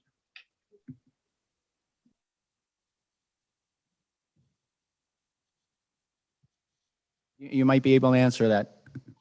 Yeah, through you, Mr. Mayor, I have received a number of emails in a standard response back. It is part of the contract, so they can contact that contractor. I do believe they recycle that material, but it'll be up to the contractor. Right now, we expect them to dispose of it, so I put them in contact with them. Any other questions? Deputy Mayor Malash, go ahead. Thank you, through you, your worship. Yes, I totally agree that it's time. We were down there watching our 6 grandkids play on the playground yesterday as well. And it can be a trip hazard, I think. And I heard that somebody had gone on the surface and jumped around with pogo stick and had put a whole bunch of new holes in the surface. And I believe that this new surface will be protected from that. This won't allow that to happen. And maybe Mr. Sweet can respond to that. And one other question I have, Mr. Sweet, I had a resident ask Softline Solutions AB. I'm not aware of who they are. They wanted to know if they were somebody local or if they were somebody from out of town. Not that it matters. We don't have a choice in picking somebody from in town, but they were just curious and I want to be able to answer them. Thanks. Your worship, second question first. They're not local. I believe they're from the Toronto area, but since this was a request for a quote, it was based on lowest tender and we do check the references. So that was covered. Yeah, when we do the new playgrounds, which we've done the last few years, it's all the pour in place surface. And we also have to meet the Canadian standards for playgrounds. So it does have a depth. It has, if there are repairs, it's easier to cut out and replace as opposed to the tiles too. So any future damage should be easy to repair. And hopefully no damage. Okay, so I'll need a mover on that report. Oh, we did. Yeah, just receive the report, please. All in favor? Carried. Thank you, Mr. Mayor. 9.2, Parks and Facilities 2021 proposal for the design, supply, and install of playground equipment for Hunter Park for receipt, and that council award to New World Park Solutions Incorporated. Need a mover on this one, please. Councillor Bowman and Councillor Guerin. Any questions on this one? Yeah, Councillor Bondi, go ahead. Thank you, Mr. Mayor. I also did a little, public announcement about this too, and I got asked about the rolling swings or the rolling wheels on the slide. And I did talk to Mark Jones. He said that they're no longer going, they're discontinued. So we don't have to worry about that if anybody gets asked. And lots of good positive feedback. It's a beautiful park, much needed in that area. I believe this park is going to rejuvenate that area of Essex. It very much needs it. And so I'm really excited for this community, this area of our community to get this park. And I can't wait to bring my children there to play. Thank you. Councillor Bowman, go ahead. Thank you. Through you. Couple of questions. Is the old structure, everything being moved out on the old structure? Your worship, yeah, that was part of the contract that the proponent is to remove and dispose of it. So if there's any interest in that, again, it's up to the contractor, but everything's being removed from that site. Okay, thank you. I had a call from one resident with the worry that there's dirt bikes and that running through the area there now, or e-bikes as well. And wondering if that was legal, which I told her it wasn't. And I do know there is a sign up there that says they're not allowed in there, but I was wondering if there was something else that we could do that, might reinforce that issue. It is a more remote park, and it lends itself to that type of activity, as well as dogs, and many people walk their dog in that park as well. I just wondered if possibly the new play structure maybe could have a fence around it that would sort of separate it from the rest of the playground. I don't know, that was a thought. Just looking at it today from the individual's question, if that would be a future design change or whether that was even thought of at the time. But I think the issue with the dirt bikes could be a problem in that area. Thank you. Your Thank you. worship, we haven't thought about putting fencings around, and it's something I wouldn't recommend. We don't do that in our normal playgrounds. You want that open space. It makes it more restrictive. It becomes very costly for repairs and actually can become more of a safety issue, right? Kids try and climb it, et cetera, and all that. So unless it's near a road or McGregor, for example, that parquet where it's around a parking lot, we put it. Otherwise, we try not to. You'll start seeing the next few weeks. I think council's aware of the signs we put up in Sadler's Park regarding with all the bylaws and all that. We've had all those signs now made for every park. And our parks facility staff will be starting putting up those in the next few weeks. So Hunter Park, for example, will have that signage, has the bylaw numbers, it has the emergency and non-emergency numbers. And going to Councillor Bonnie's point, hopefully with the new playground we found, you get more people there, which then becomes self-policing, and some of those other things that may have happened will stop going away. That seems to have happened in the past, especially with their new playgrounds. Hopefully that will happen here as well. Go ahead. I lost you for a minute there. Mr. Mayor, did you say go ahead, Deputy Mayor? Yes, I did. Okay, thank you. To Mr. Sweet, timeline on this Hunter's Park equipment. To you, Mr. Mayor. Contract, we're hoping June. With this timing, we hope to get the purchase order this week, and then it'll be up to the contractor. We're ready to go. It's a matter of him ordering the parts. I know in the past, I think Townsview was our last one, took about 6 to 8 weeks to get the equipment in. So it could be hopefully July, beginning of July, we may have something in place. But once we get the PO to the contractor, we'll get a date, and I can let council know when the anticipated date will be. Great, thanks. We'll keep our fingers crossed COVID doesn't affect this one too. Correct. Yeah. Anybody else? Okay, thanks, Council. All in favor of this report, please? It's carried. Thank you. Thank you, Mr. Mayor. 9.11 on this evening's agenda, Parks and Facilities, reallocation of funds request for the automatic sliding doors at the Essex Center Complex for receipt, and that council approved the additional budgeted expenditures of $5,148.79 through additional funding from the Asset Management Plan Reserve. Good, I need a mover on this one. Councillor Bjorkman and Councillor Bowman, any questions on this one? All in favor? Carried. 9.12 this evening is Drainage 2021-02, appointment of an engineer under sections 78 and 76 for the 9th concession drain for receipt, and that council appoint Rude Engineering Incorporated. Have a mover on this one, please. Deputy Mayor Malash. Seconder, Councillor Vanendel. Any questions on this one? All in favor of this one? Carried.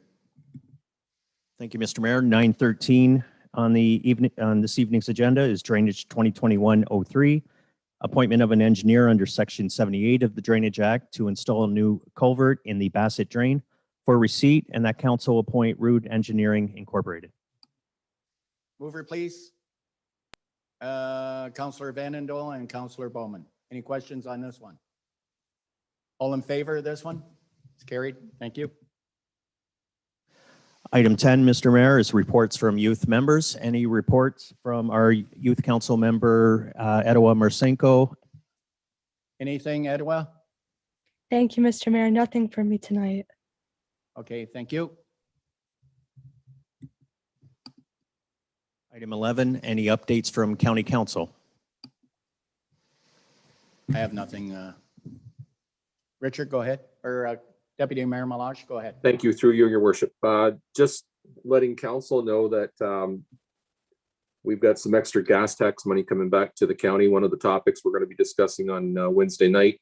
A lot of that money is going back to the town of Essex. They're going to be using some of it on County Road 11, which is Walker Road, like through the town of McGregor. They're going to be, I think from the 10th, or County Road 10 through to Sucker Creek is going to be repaved, as well as on County Road 20. I mean, this is not happening for sure. We have to vote on it at county council, but this is what's being suggested by administration. And the extra money will also be used on County Road 20 This year, they're going to be doing from the Arner to the McCormick, and now they're going to do from the Arner to the Coulter. And getting us that much closer to having, this is going to include bike lanes. So it's getting us that much closer to having that whole section from Arner to Walker Road, County Road 11 to be in bike lanes. So just want to let council know that. Thanks, Mr. Mayor.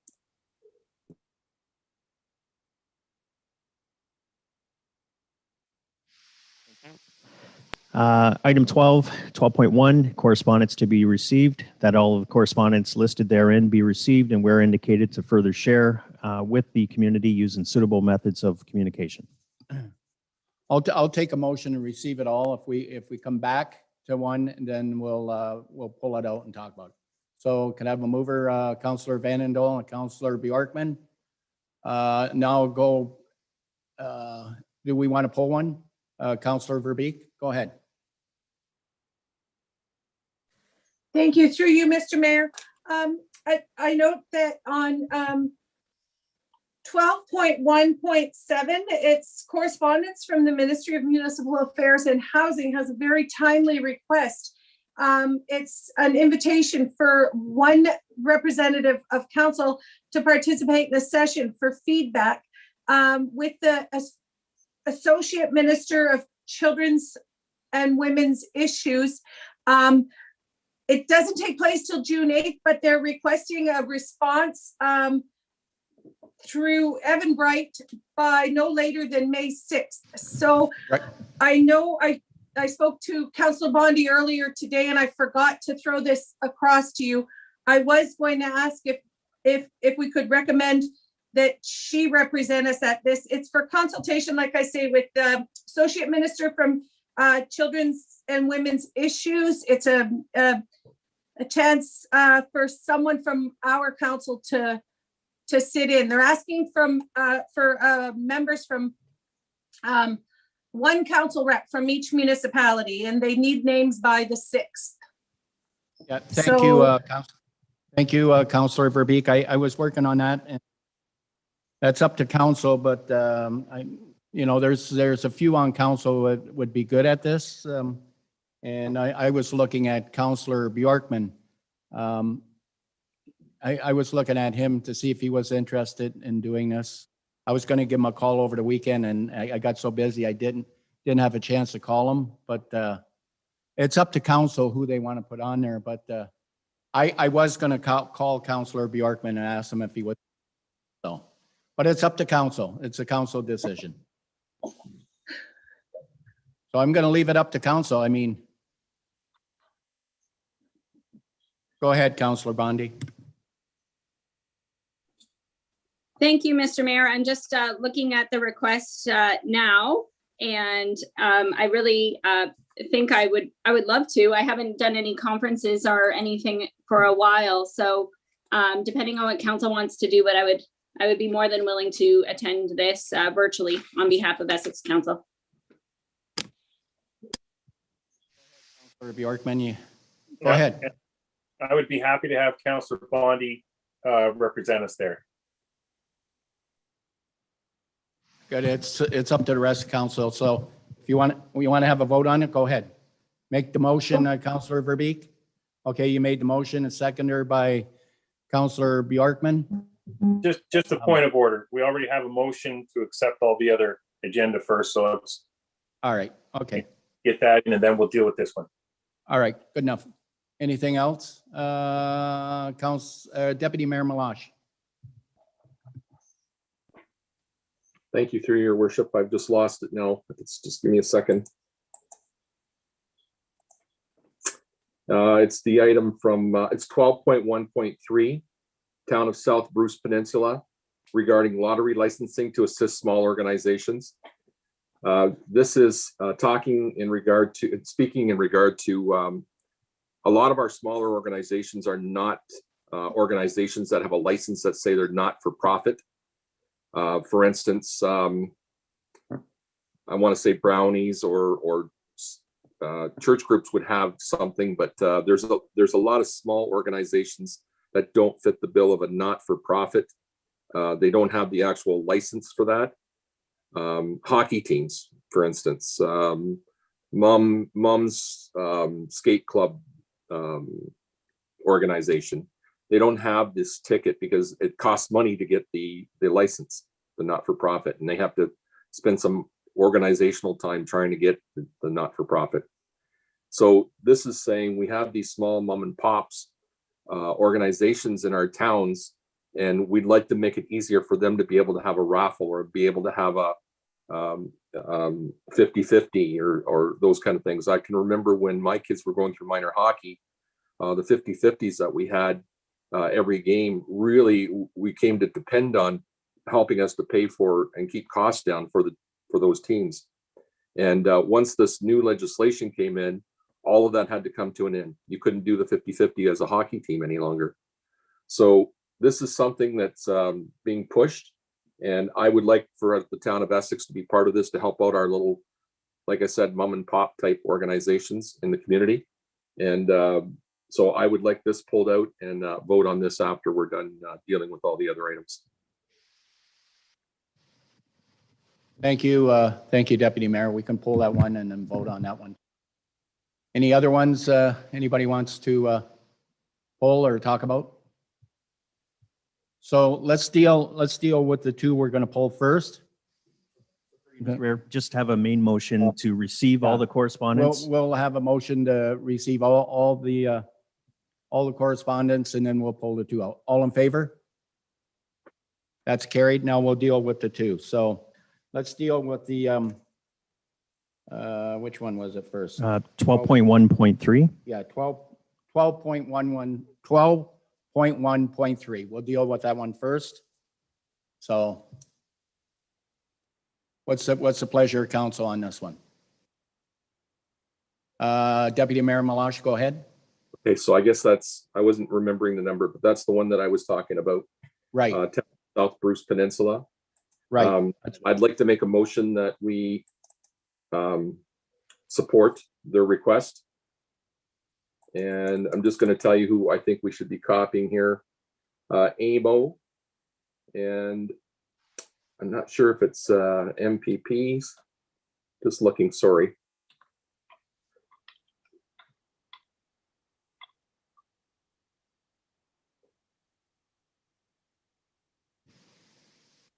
The ministry responsible for alcohol and gaming of Ontario.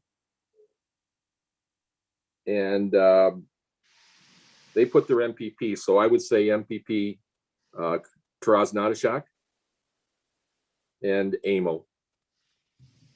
And I would also like to copy all of the municipalities in the county of Essex.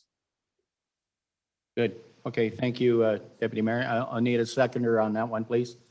Councillor Bjorkman seconds it. All in favor of that? Of that one there? Okay, that one's carried. So we'll deal with the other one is 12.1.7 that we appoint Councillor Bondi on this one here. We had a mover, Councillor Verbeek, and I think Councillor Bjorkman, you were going to second it. Okay, all in favor of this one? Okay, that one's carried too. Thank you.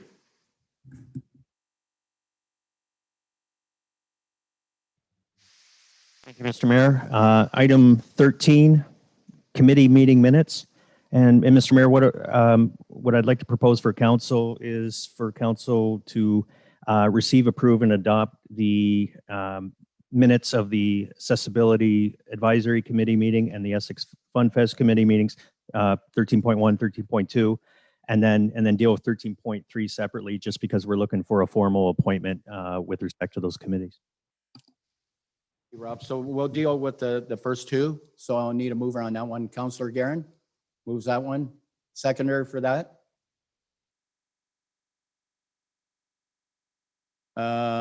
Deputy Mayor Malash, any questions on these two here?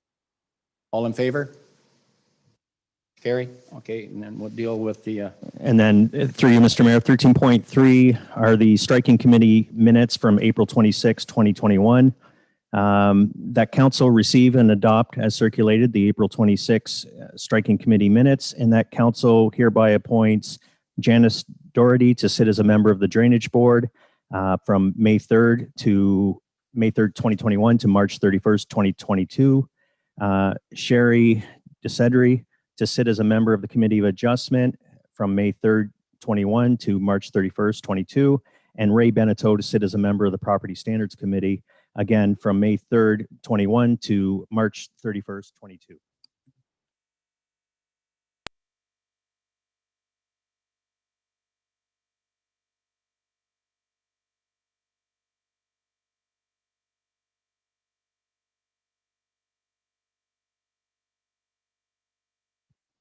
The mover was Councillor Bondi and the seconder was Councillor Vandendal. Any questions on these? All in favor? Thank you. It's carried.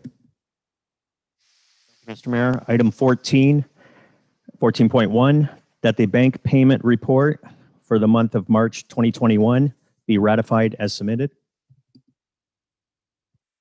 Need a mover, please, on this report. Councillor Bjorkman and a seconder, please. Councillor Verbeek. All in favor? It's carried. Item 16 is notices of motion. The following 3 notices of motion were first presented at the April 19th meeting and are now being brought forward this evening for council's consideration. The first motion, as moved by Mayor Snively, that the Town of Essex Council recognize significant dates such as special milestone anniversaries and birthdays for members in our community. Would require a seconder. Need a seconder on this, Deputy Mayor Malash. So if I can just speak on this very quickly, the reason I brought this forward is because I think it's good for council. I think it's good on behalf of our staff to recognize 50th anniversaries. We can go, just give you an idea, we can go 50th anniversaries, 60th anniversaries, maybe 50th birthday, up to 75 years old, and up to if you're lucky enough to live to be 100, which some people are now. But I mean, as a town, I think it would be good to recognize these people. And another thing is what I've been doing lately is certificates, and I'll do a certificate and I'll hand deliver it. Like I just had one at Harrowwood, for Mrs. Woodbridge. She was 95 years old.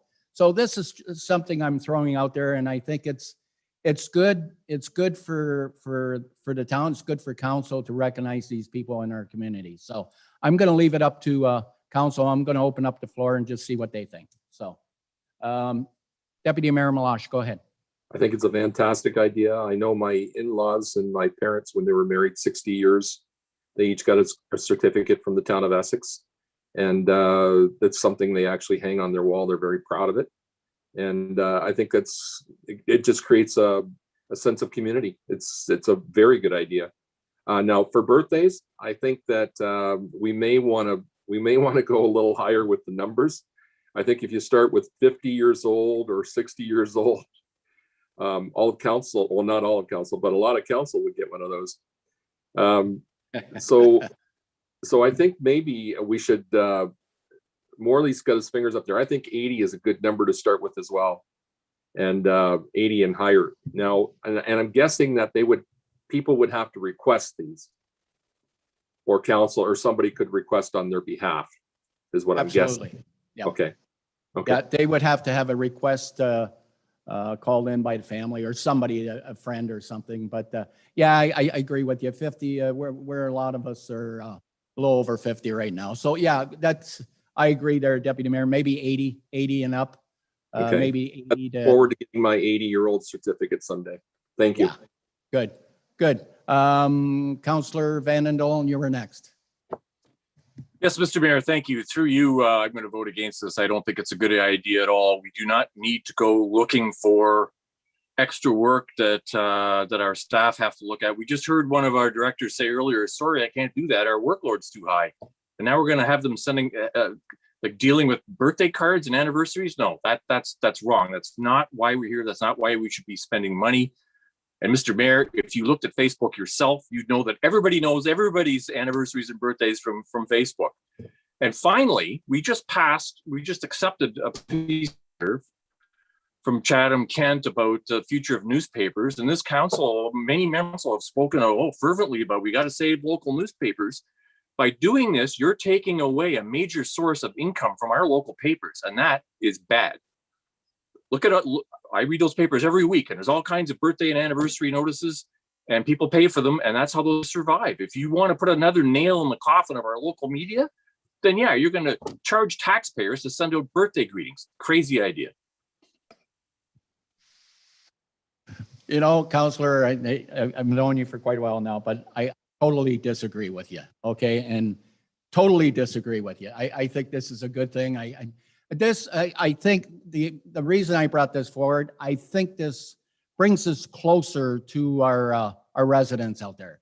To me, it makes it look like we really care about our community, and that's why I brought it forward. And yeah, I agree with what you're saying about the newspapers and that, but they're going to get those ads anyways, regardless of what we do, and they are. So, Councillor Verbeek, go ahead. Thanks. I'll just be brief to speak in support of your motion, and thank you for bringing it forward for all the reasons that you mentioned. Certainly, you know, I don't see that our inboxes are going to be flooded with, you know, requests and phone calls. But there are people that really appreciate those significant certificates to recognize important dates. It's definitely nothing, it's not comparable to, you know, the people that put the ads in the newspaper to be recognized. And I know that it will be a little bit more work because of my familiarity with constituency work. But it's as simple as a family member or a loved one calling in the name and the date, and we would have the, you know, we'd have the certificate on file. You just type in the name and the date. And it means a lot, and it is about growing community and growing relationships with them. So I, for one, am just really grateful that you brought this this forward, Mr. Mayor. So at this point here, Councillor Bondi, go ahead. Thank you, Mr. Mayor. So just so I understand what we're voting on, because I see both sides. I think Councillor Vanderdolen has a lot of good points, but I do think it's the little nice frills that we do. And I've written letters to people in our community and dropped off flowers and cards when they turn 100. So I think it's good. Are you just going to do certificates, right? We're not reading names in a council meeting, because if we were reading names in a council meeting, then I have like workload and privacy concerns.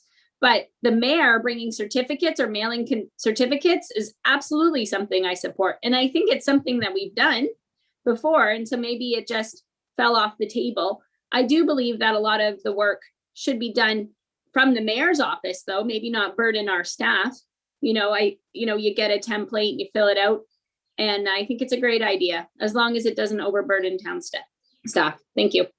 Thank you, Counselor. I have them on my, what happens is I get them put on my desk and I sign them. I put them in an envelope and I deliver it to them.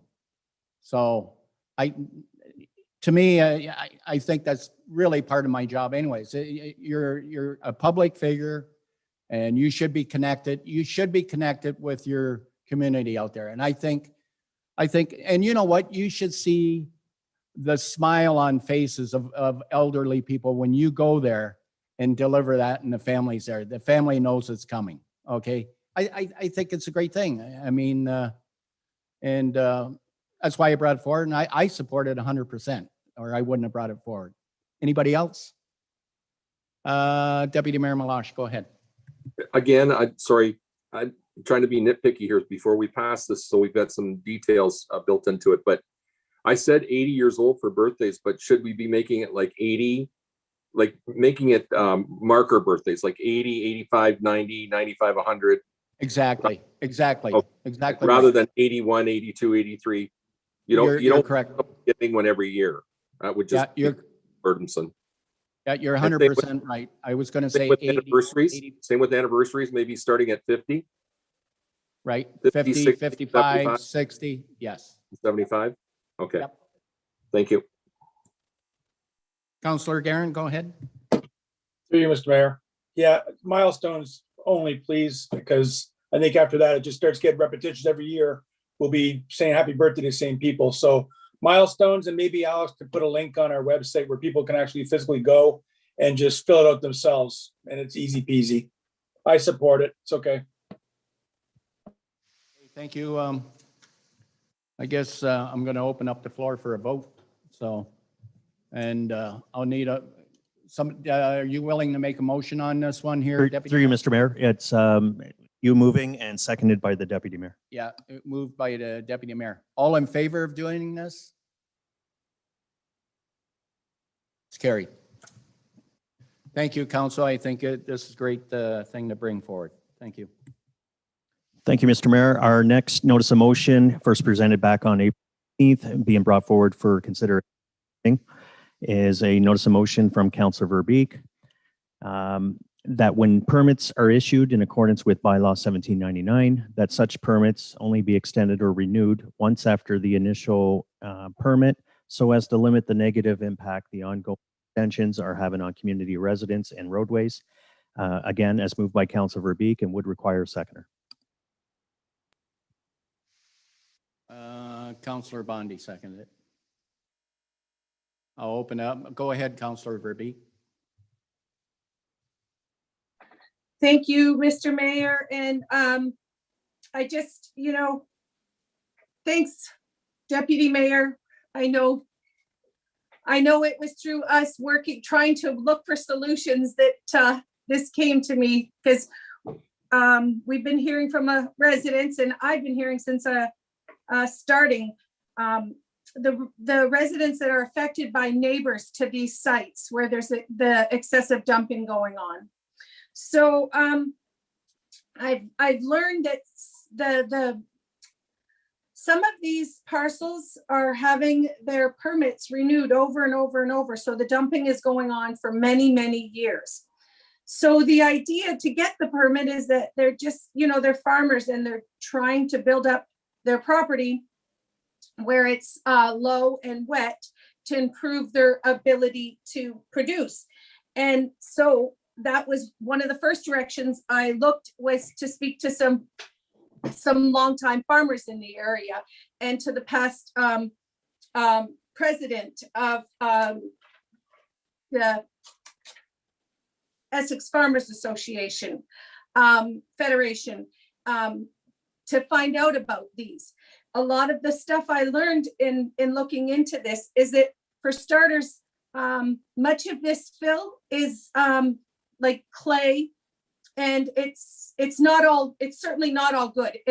There's the permits that are continuing to repeat are bringing in waste. They're bringing in dirty soil, clay blocks. They're not able to farm this land after. Some of the comments were by one longtime farmer, Terry Brockman, was that, they do their darndest not to reach the clay when they're working the land. And yet this fill, they're mounding up clay that, even if it was to be spread and packed out, is not really farmable. There's a big difference. And these repeat, the ones that just have the permits repeated and repeated, are stockpiling. When you're stockpiling, that's not to build up the property for farming. So if you're really a farmer and you have some low and wet spots and you want to fill it, then you're going to want to fill it fast so you can work the property, so you can get back to farming and get produce your land producing. So you're going to try and get it done within the first 12 months. Well, maybe you can't get some really good fill within the first 12 months.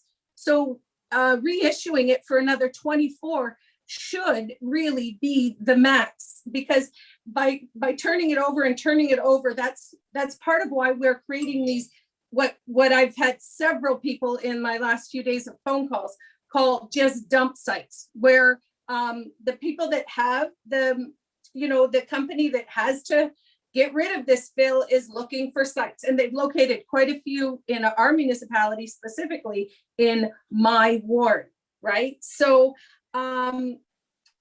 the difference in building up your farmland and stockpiling this old soil. Now, also, I've talked to a few people about, as stewards of our land and our water and our air, really, who is testing these? When there's a site with 600 trucks in the course of a couple of months, who is actually testing that soil, right?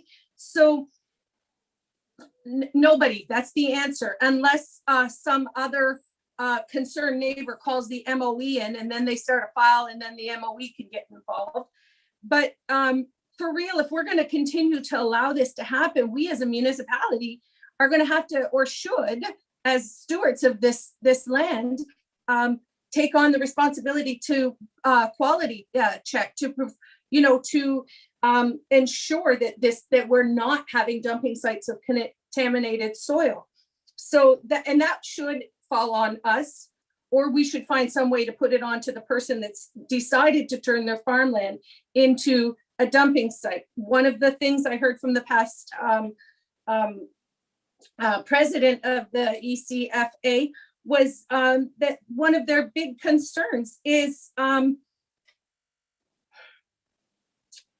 losing any farmland to anything. And so we as a municipality prevent people from severing and creating lots and stuff just because it's so important to sever our farmland. And we're allowing these permits. Now, I'm not talking about there are some that do want to build their property up, but there's no reason they wouldn't want to, they can't get that done. If tiles don't work and they do need to build it up, then certainly 12 months or an extension of 12 more could get this done for them. So I know that because it's my motion, I can have closing remarks, and I do have a few more things to say, but I first want to hear where everybody else is on this. If anybody else is feeling as I'm feeling passionate about it, because it's something I've learned about in the last few months by residents that are just frustrated by having to live next to what they call dumping sites. And I know that we have been receiving emails as a group from one of them. So I'd like to hear some other people's comments. Yeah, thank you. Deputy Mayor, go ahead. Thank you, through your worship. Thanks, Kim. There's a lot of good details in there.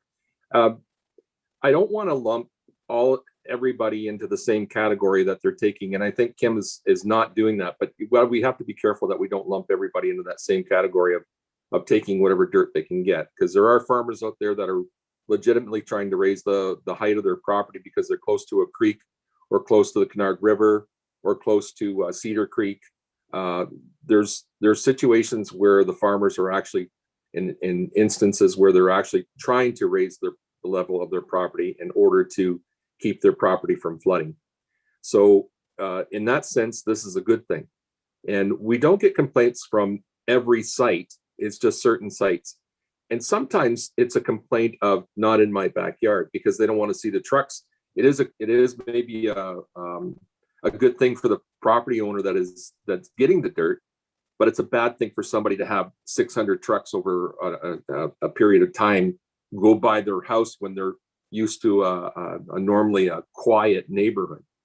So I think one of the things that perhaps we should do in this, if we make a motion here, is to say, rather than having multiple sites across Ward 2 and Ward 3 where they can dump soil, there's only a few companies that are actually excavating soil from a project site where they're building something and moving it to these sites. Limit the number of sites. Rather than making 5 or 6 sites, limit it to 2 or 3, maybe down to 2, and say all of your loads have to go to these 2 sites. We're not going to allow the 4 or the 5 or the 6 or a dozen sites that you can pick and choose because it's the closest spot to go to. The trucking companies will try and pick the closest spot to lessen the cost to get the dirt to wherever they want to get it to. So maybe what we do is we limit the number of sites and say all the dirt has to go to those 2 sites, so that those sites are finished in a more timely fashion. And rather than having all these different farmers competing to try and get this soil. There are instances where I believe that there's persons getting the soil in for reasons other than perhaps trying to, they can legitimately say that they're just trying to build up their farm, but I believe that they're have other reasons why they're doing it. I asked Kevin Carter about the MTO as well. The costs would be cost prohibitive to try and have MTO out there every day when they dump 25 loads or something like that. But I think Kim has got a good point. We should be having this checked, and somehow we have to build that into the system. I don't know if we should make a motion tonight, but maybe Kim and I can have some consultation, and maybe with administration to say something that we would want in a report and have it come back to council with some recommendations on where we want to see this go. Because I don't think we want to cancel out permits entirely, but I do think that we need some better controls in place to make sure that we don't have multiple locations and really not a lot of control of what kind of soil is going into the location.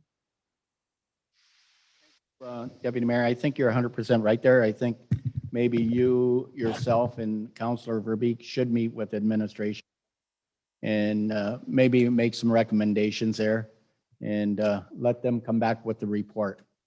I think that's probably the proper way to go. Instead of just making a motion here tonight, you know, you're right. You make a motion and we don't allow Phil go down the road. It's not fair. It's not fair to us. So yes, I think you're 100% on. Can I make a friendly amendment? Yeah, go ahead. Go ahead. We just adjust this motion to instruct staff to prepare a report on future control and of this potential future control of this. Yeah, okay, that's good. Yep. So Councillor Verbeek and Councillor, who seconded this? Councillor Bondi did.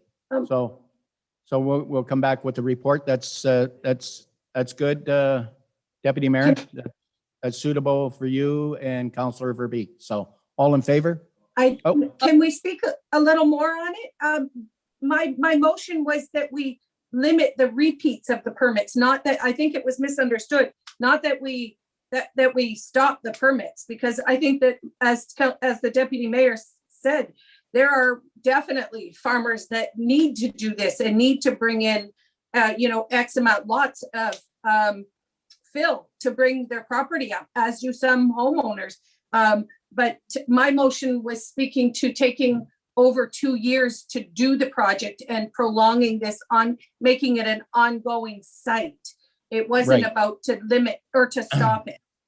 Right, but I'm just saying, Councillor Verbeek, why don't you and Deputy Mayor Malash, okay, meet with administration and come back to council with the report, what you'd like to see in it. Is that suitable? It will have to be, because I suspect I'm going to not get a limit. I've just thought that 12 months or 24 months was plenty of time to have one site if it was truly not about dumping, if it was just to build up the property.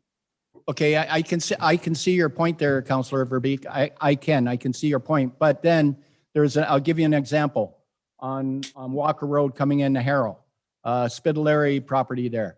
They've been dumping there for well over a year. And that is very, very, very low-lying swamp area. So it's going to take them, I bet you, another year to 2 years to bring that up level. So there's cases, there's cases where it has to be done.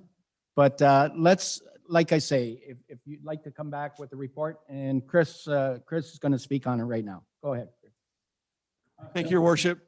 Yeah, Councillor Verbeek, I think along the lines in terms of trying to get a report back, because I think there's other options or potential pros and cons to look at. If you're limiting time, does that mean they're going to triple the amount of trucks in that year to try and fill that site? And are you going to be faced with similar problems in terms of, oh, now I've got triple the amount of trucks because they're trying to fill this site in a year? So the bylaw, which was redone, I think, in 2019, very comprehensive, very detailed.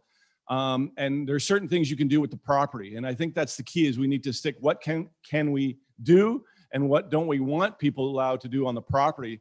So I think it's in terms of where you're headed, a report from council, looking at those options and looking at the pros and cons and You know, if you do something, if you don't do something, it's probably the best option to make sure you get the best result.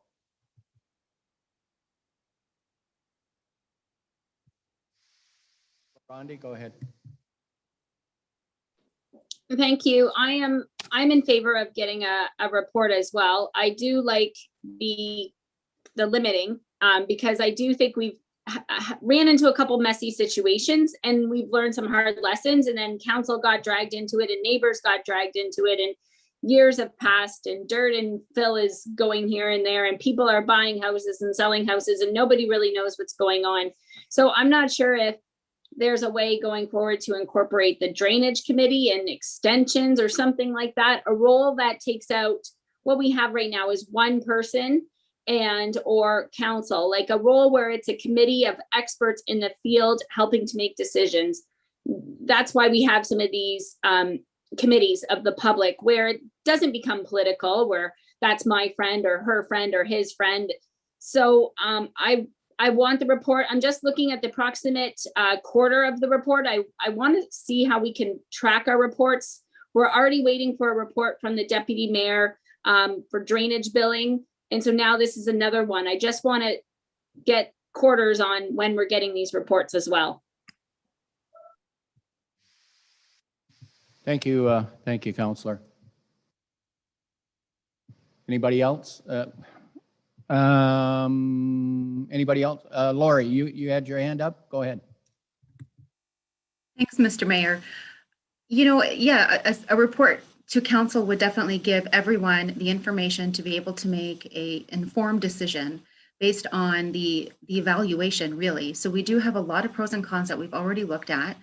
Councillor Verbeek's motion that was put forward on the agenda last week or a week and a half ago or so, 2 weeks ago, we started to do the research, we started to do the investigation. So we have some information to be able to present a report sooner than the next quarter. For example, we can certainly put together the report and have it circulated to our personnel within the next week or two.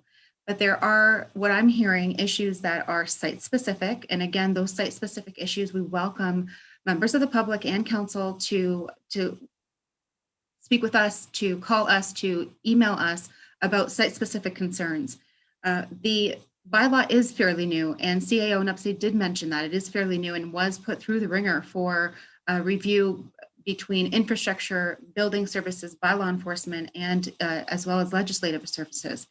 So we can certainly take a look at that bylaw again and do a full review. If it's going to get bigger beyond Councillor Verbeek's notice of motion and looking at, you know, the fill permit itself or the bylaw itself, then it may take a little bit longer than the next week or two, but we can certainly turn it over for what it is in looking at the renewal and whether or not a renewal should be or should not be perpetual, or a renewal should be considered by, you know, for only a year's time or something. But that particular notice of motion we have reviewed and would be willing to put our data and our research and our findings into a report to council to be presented in the very near future. Thank you, Lori.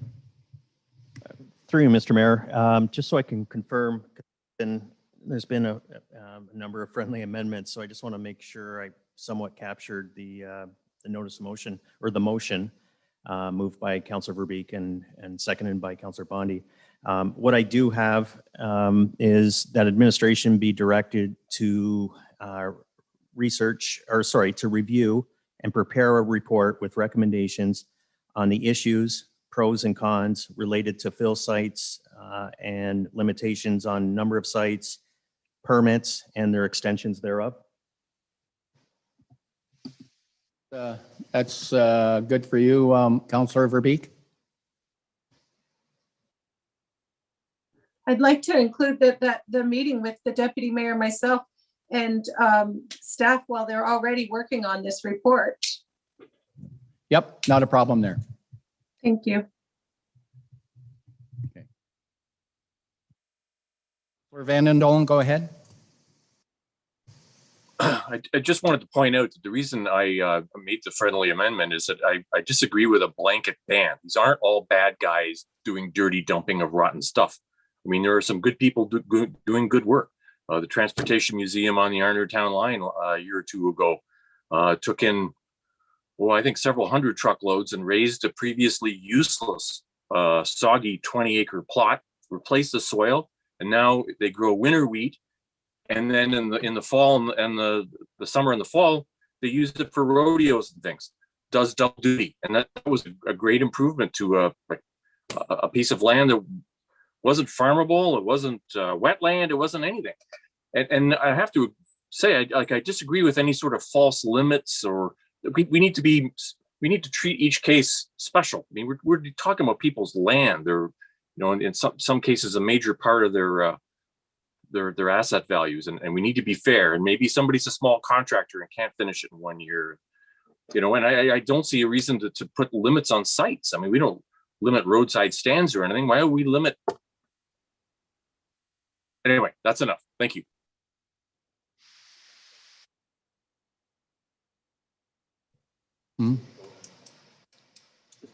Yeah, I'm gonna need a vote on it. Councillor Verbeek, that Yeah, was your motion. Yes.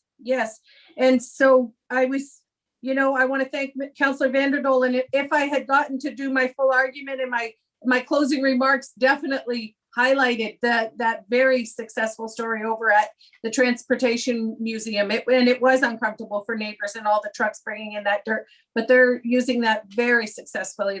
And I do agree that we do have to be careful not to just put a carte blanket on it and say, you know, it's all bad, because it certainly definitely is not. But we have to, I'm glad that we're going to work together and come back with a report that ensures we aren't just allowing farmers to use their land as dump. We have a landfill that can generate, you know, revenue for us if we do the dumping there and allow farmers and homeowners to do what they need to do with their property, but not form dumps there. So thanks to everybody for this great discussion.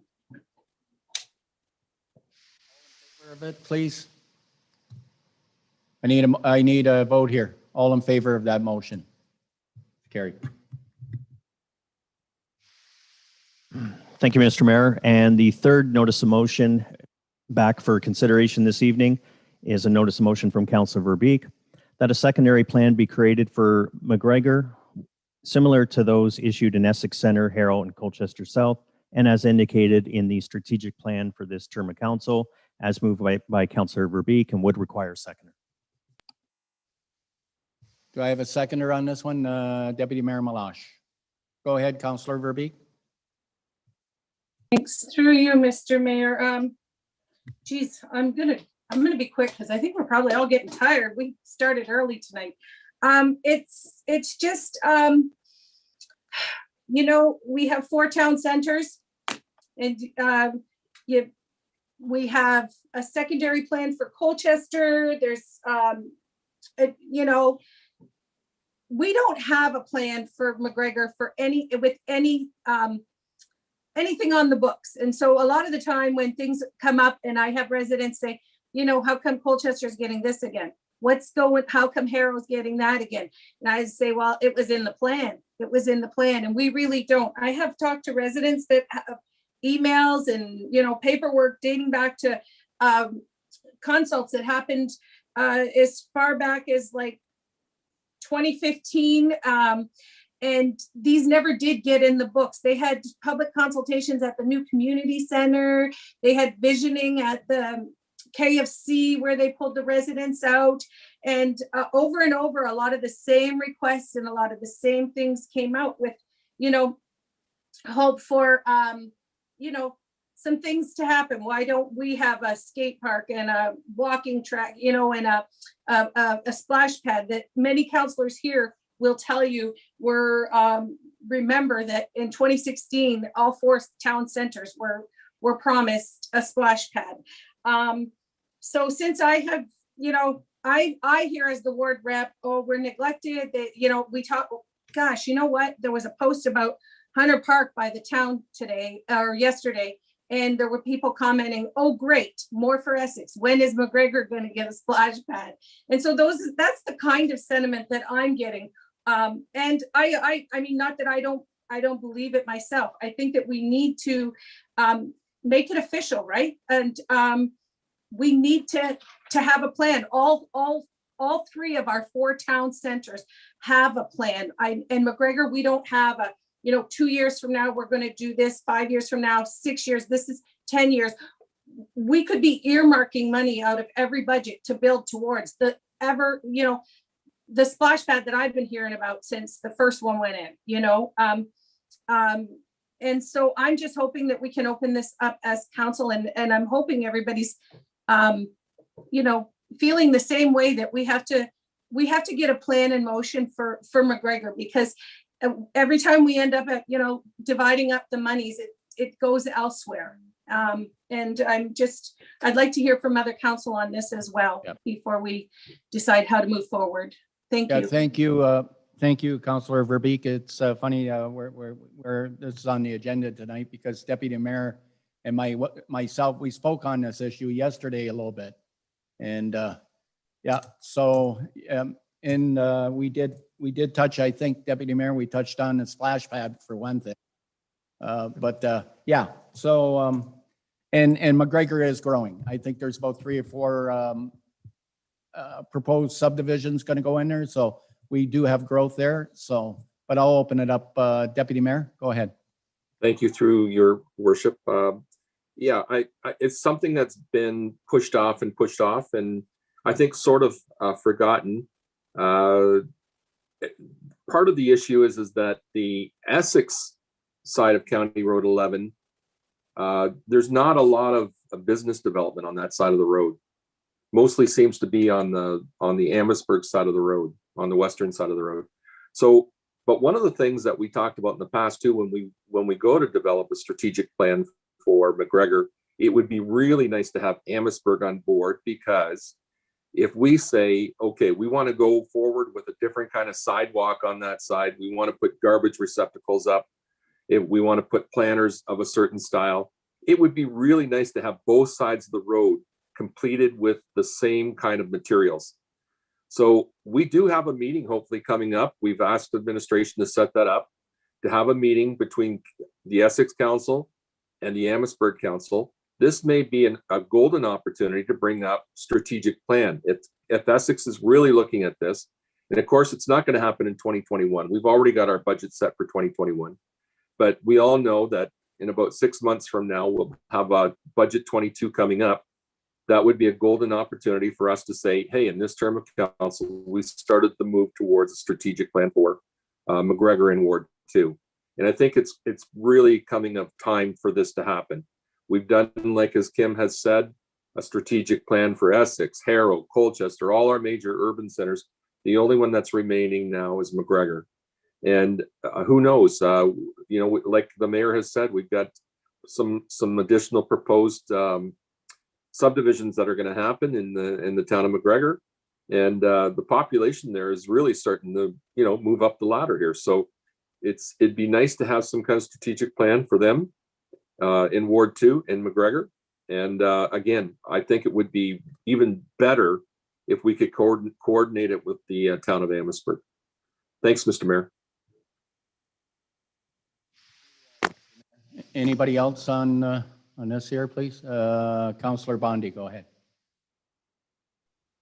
Thank you, Mr. Mayor. I do respect what the deputy mayor is saying about bringing in Amherstburg, but I fear that if we wait for Amherstburg, we're going to be waiting another 10 to 15 years like we've already been waiting. That's my worry. Like, why hasn't something more happened? Because we've always been saying, let's wait for Amherstburg. Let's wait for Amherstburg. I've been here on 10 years on council now, and it's always been the same story. Let's wait for Amherstburg. Now we have a community that is budding. I've walked a lot of it lately, and there are some amazing, beautiful houses and families there, and it has potential to grow. And those residents want some of the same amenities other parts of our community have. So now, I think with the role as deputy mayor and ward rep, I think it was very challenging. I'm really glad that we went to a deputy mayor to liaison between all of us and a ward rep, because now the ward rep can truly just fight for things in that ward. And that's now what we're seeing. We saw, a strategic plan for getting Old Malden Road done, right? And now we're seeing nobody's going to advocate for McGregor better than the McGregor ward rep, right? Like I have to advocate for Harrow issues, and other councillors have to advocate for their ward. So now we've hit the boiling point where we have to do something, whether, this is just my opinion, whether Amherstburg wants to join us or not. Because if we keep waiting for Amherstburg to come, my fear is we're going to wait and wait.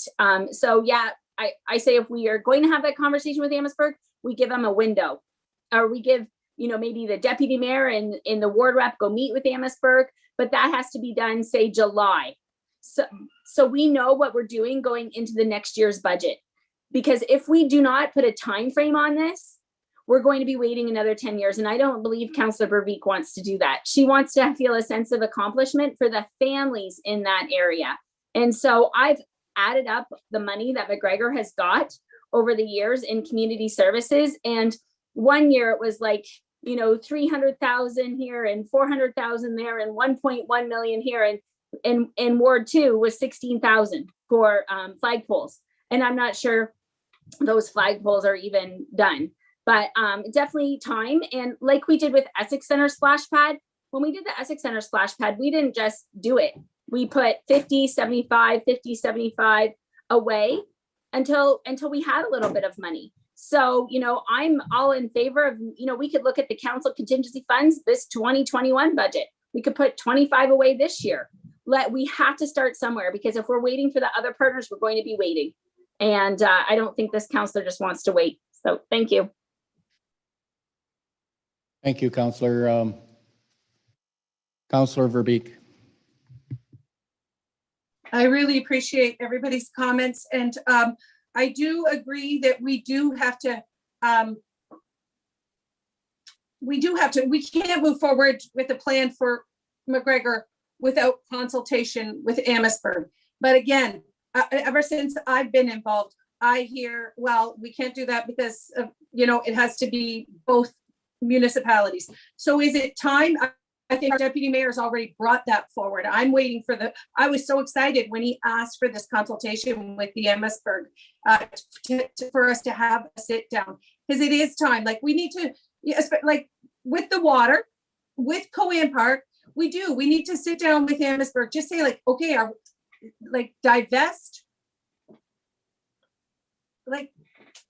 or invest. It's time, put your money into it, or leave it to us or something. We do have to have that sit down. And I think it's got to happen sooner, because our staff is working on the official plan right now.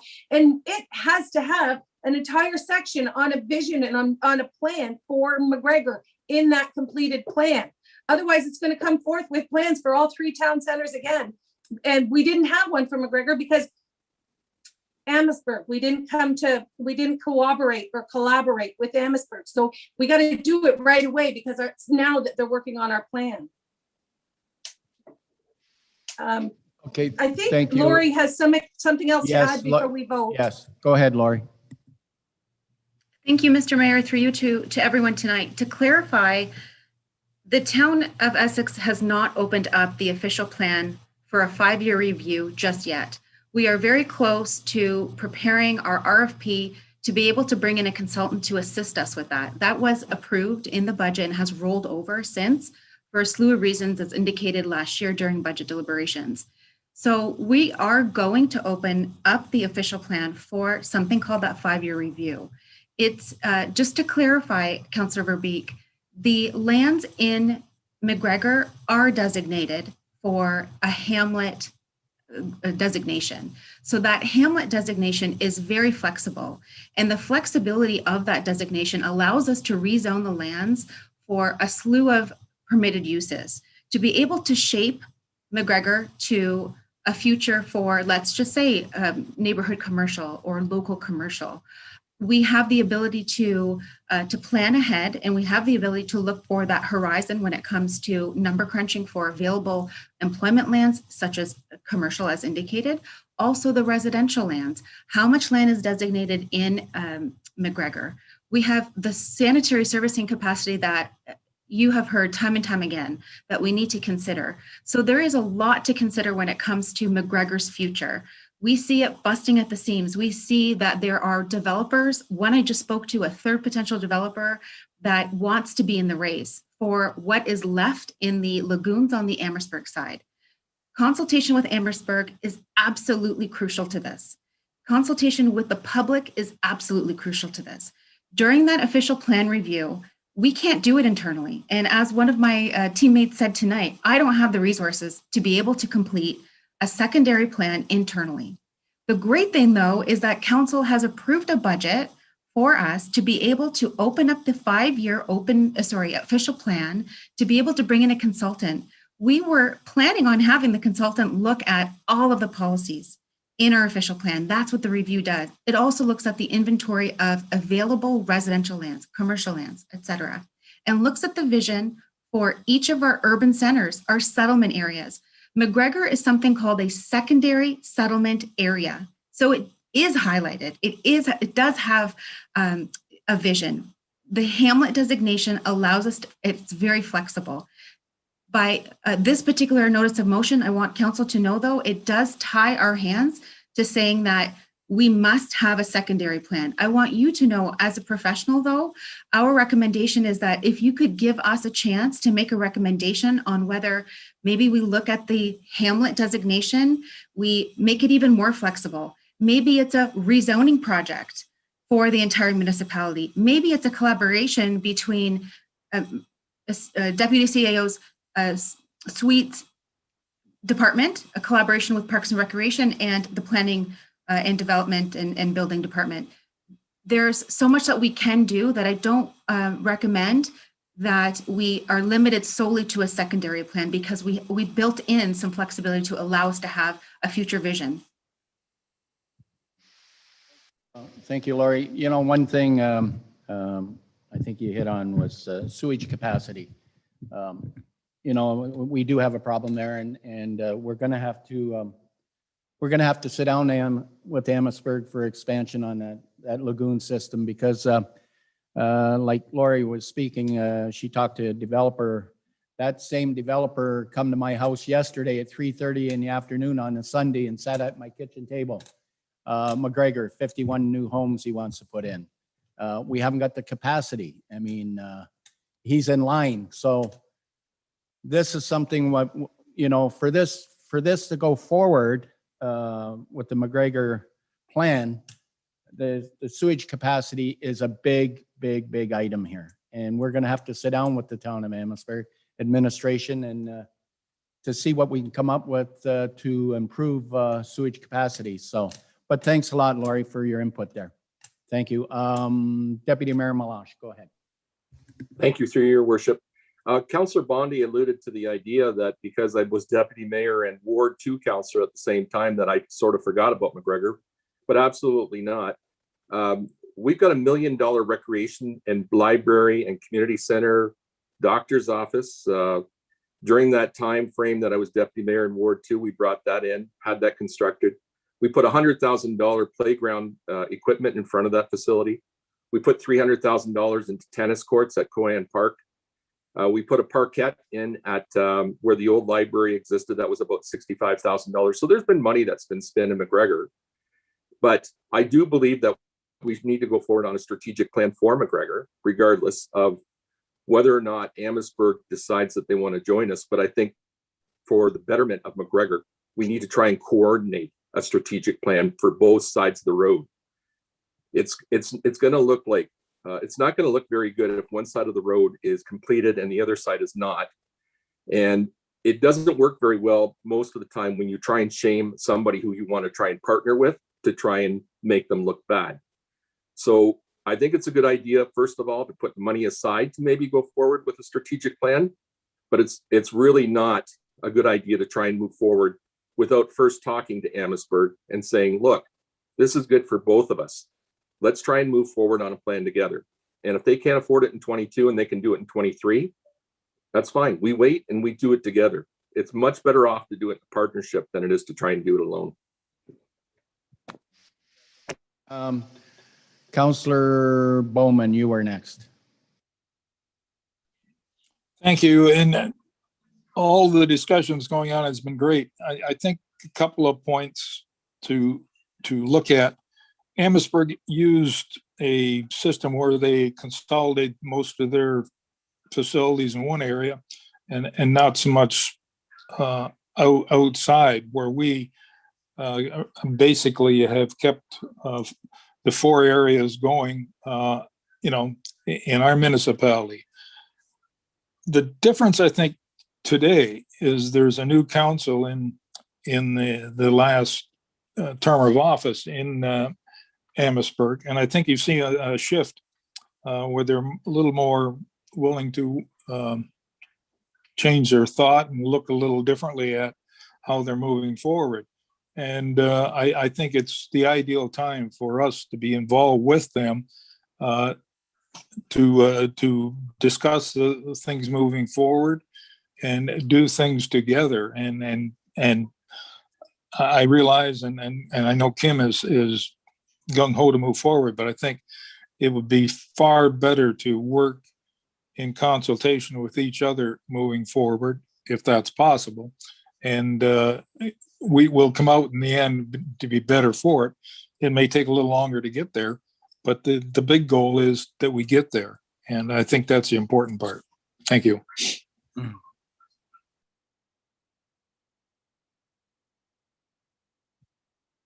Go ahead. Through you, Mr. Mayor. Councillor Verbeek, thank you for bringing this forward and getting this conversation going. It is important. I'm down here in Colchester in another very small hamlet area, and there's a lot of great things have happened down here, and the secondary plan was part of that. But I think at this time we should kind of heed what Director Chadwick is bringing to us about the importance of those options, as opposed to us just making that hard and fast. We want a secondary plan for McGregor tonight. I think it was really good advice that there are things there in planning that they are already looking at for us. And I agree, we can't wait forever for Amherstburg. We need to create our vision, create our idea, and bring that to them. If they don't want to come to us and say, let's sit down together and see what we all want to do, well, then it's up to us to create our vision for McGregor and take it to them and say, this is what we're going to do. Will you partner with us? And if they won't, then we do what we need to do. To the deputy mayor's point, it's not a matter of this or the high. We're just doing this. No, but we need to come to them with I believe, a fully thought out vision of what our vision is, and say, here's our vision. Now that could be massaged. They could come to us and say, well, did you think of this? And there's a couple other ideas and things maybe get tweaked. But the way things are going on right now, nothing's getting done. So this is the right thing for you to bring this forward, to bring all of us get talking, and then to hear from Director Chadwick that there are some ideas. There's the Hamlet plan that allows us a lot more flexibility. So I think that's the way to go right now is for us to just back off on this particular motion, but it's the motion that got us talking about it. That was important. That's what we need to do here. So I like the direction things are progressing, and I think we should follow administration's lead at this moment and get all of this packaged. Thank you. Thank you, Councillor. I agree. We should wait until Laurie comes back with the secondary plan there. Councillor Verbeek, go ahead. Thanks, Mr. Mayor, and this has gone exactly how I really hoped it would. We're talking about this, and I have to say thank you so much, Director Chadwick, for your assistance on this. I think that it is very important that we get this preliminary conversation started with Amherstburg, because yes, indeed, I think the council that they have in place right now is a great one for us to work with, and just to just find out that, let them know that we are indeed going to be looking seriously at a plan and putting one in place for McGregor when we are working on our 5-year review of our official plan. So, and then in the official plan, I'm certain after all of this conversation tonight, there will be a solid plan for McGregor moving forward. And hopefully it will include Amherstburg, but we've got to get them to the table and find out how much they want to, where they are, but let them know that we are moving forward with a focus on McGregor, a quarter focus, another town, when the official plan, the 5-year review is up, which I understand from Director Chadwick is very soon, because this council approved it and it's coming up very soon. So I had your recommendation, Lori, and I screenshotted it so I could read your wonderful amendment to my initial notice of motion, and the phone that it's screenshotted on has died. And so I wonder if you could help me with the wording of your friendly amendment to my motion. I would be happy to, through you, Mr. Mayor. I don't know. Technology. Just chatting with Councillor Verbeek, I made those recommendations similar to what I just said tonight, is that if you could give us that flexibility to be able to make, to give you the tools to make an informed decision before you direct us to make that, to do that secondary plan. So respectfully, my recommendation to Councillor Verbeek was as follows: that during the 5-year OP review, consideration be given to thoroughly reviewing the long-term needs of the McGregor secondary settlement area in consultation with the town of Amherstburg and McGregor residents for a stronger, healthier, economically viable, and forward-looking community.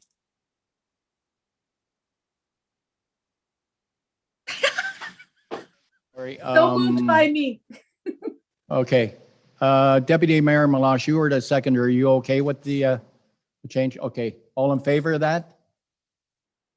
It's carried. Thank you. That was very, very healthy discussion on McGregor. Very healthy. Thank you. Thank you, Mr. Mayor. As added to tonight's published agenda, 18.2, we have a notice of motion for presentment only and would come back for council's consideration at the May 17th regular council meeting. The notice of motion is from Councillor Bondi, and it reads as follows: that the town of Essex do a public education campaign in print and social media regarding the danger of cut grass onto the road. And whereas we do not have a question and answer period in our public agendas, and whereas new business items are up to the discretion of the mayor, and whereas this is a community and resident safety issue that has no bylaw to address it, and whereas increasing public awareness of the dangers is something council can do and should do, therefore be it resolved that each spring the town of Essex will work to educate individuals on the impact grass on the road can have on cyclists and motorists. Again, for presentment only, and would come back for May 17th. Through you, Mr. Mayor, item 17, any reports and announcements from the council member? Councillor Bowman, you're first. Anything? No. Councillor Verbeek, anything? No. Councillor Bjorkman, anything? Deputy Mayor Malash? Just if I disappear, my power's down to 2%. If I disappear before the end of the meeting, you'll know what happened. Okay. Councillor Guerin, anything? Councillor Bondi, anything? Thank you, Mr. Mayor. I'm also at 2% and the charger's not working. Just the first annual Alone Together Earth Day cleanup. We had 38 official submissions with over 50 people cleaning up garbage throughout the community. You can check out the hashtag. If you go hashtag pitch in 2021 Earth Day. There's quite a few submissions of all ages, which is pretty cool. It was a lot of fun to watch them come in. And, any day you can pick up garbage, doesn't have to be Earth Day. And I want to thank the town of Essex for being a partner with picking up bags of garbage on the side of the road and supplying the volunteers with gloves and bags. So thanks to everybody. It was, I thought, a success. Thank you, Councillor. Councillor Van den Dolen, did you have anything? Yes, thank you, Mr. Mayor. Through you, couple of weeks ago, I was very sick. People started reaching out to me to give me some support.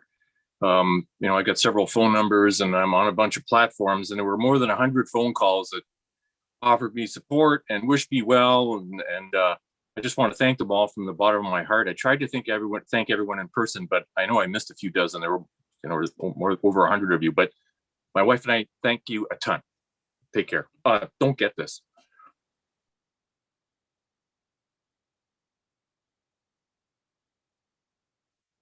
And I hit you, didn't I?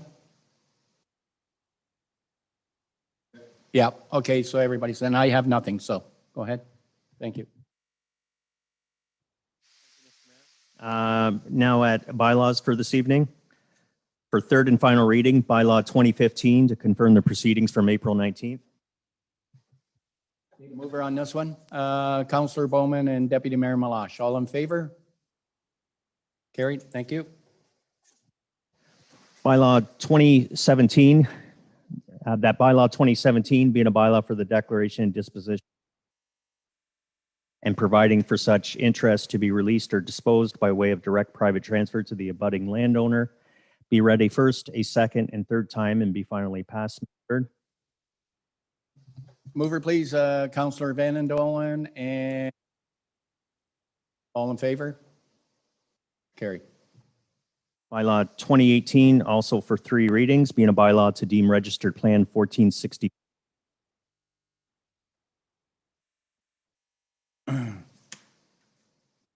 Mover, please, on this one. Councillor Bjorkman and Councillor Verbeek, all in favor? It's carried, thank you. And bylaw 2019 for two readings, being a bylaw to confirm the proceedings of this May 3rd regular council meeting. Mover, please. Councillor Bjorkman and Councillor Guerin, all in favor? And I need a motion to adjourn. Deputy Mayor Malash and Councillor Van Dolen. Thank you very much, Council, and we had some very, very healthy discussion tonight. And everybody have a great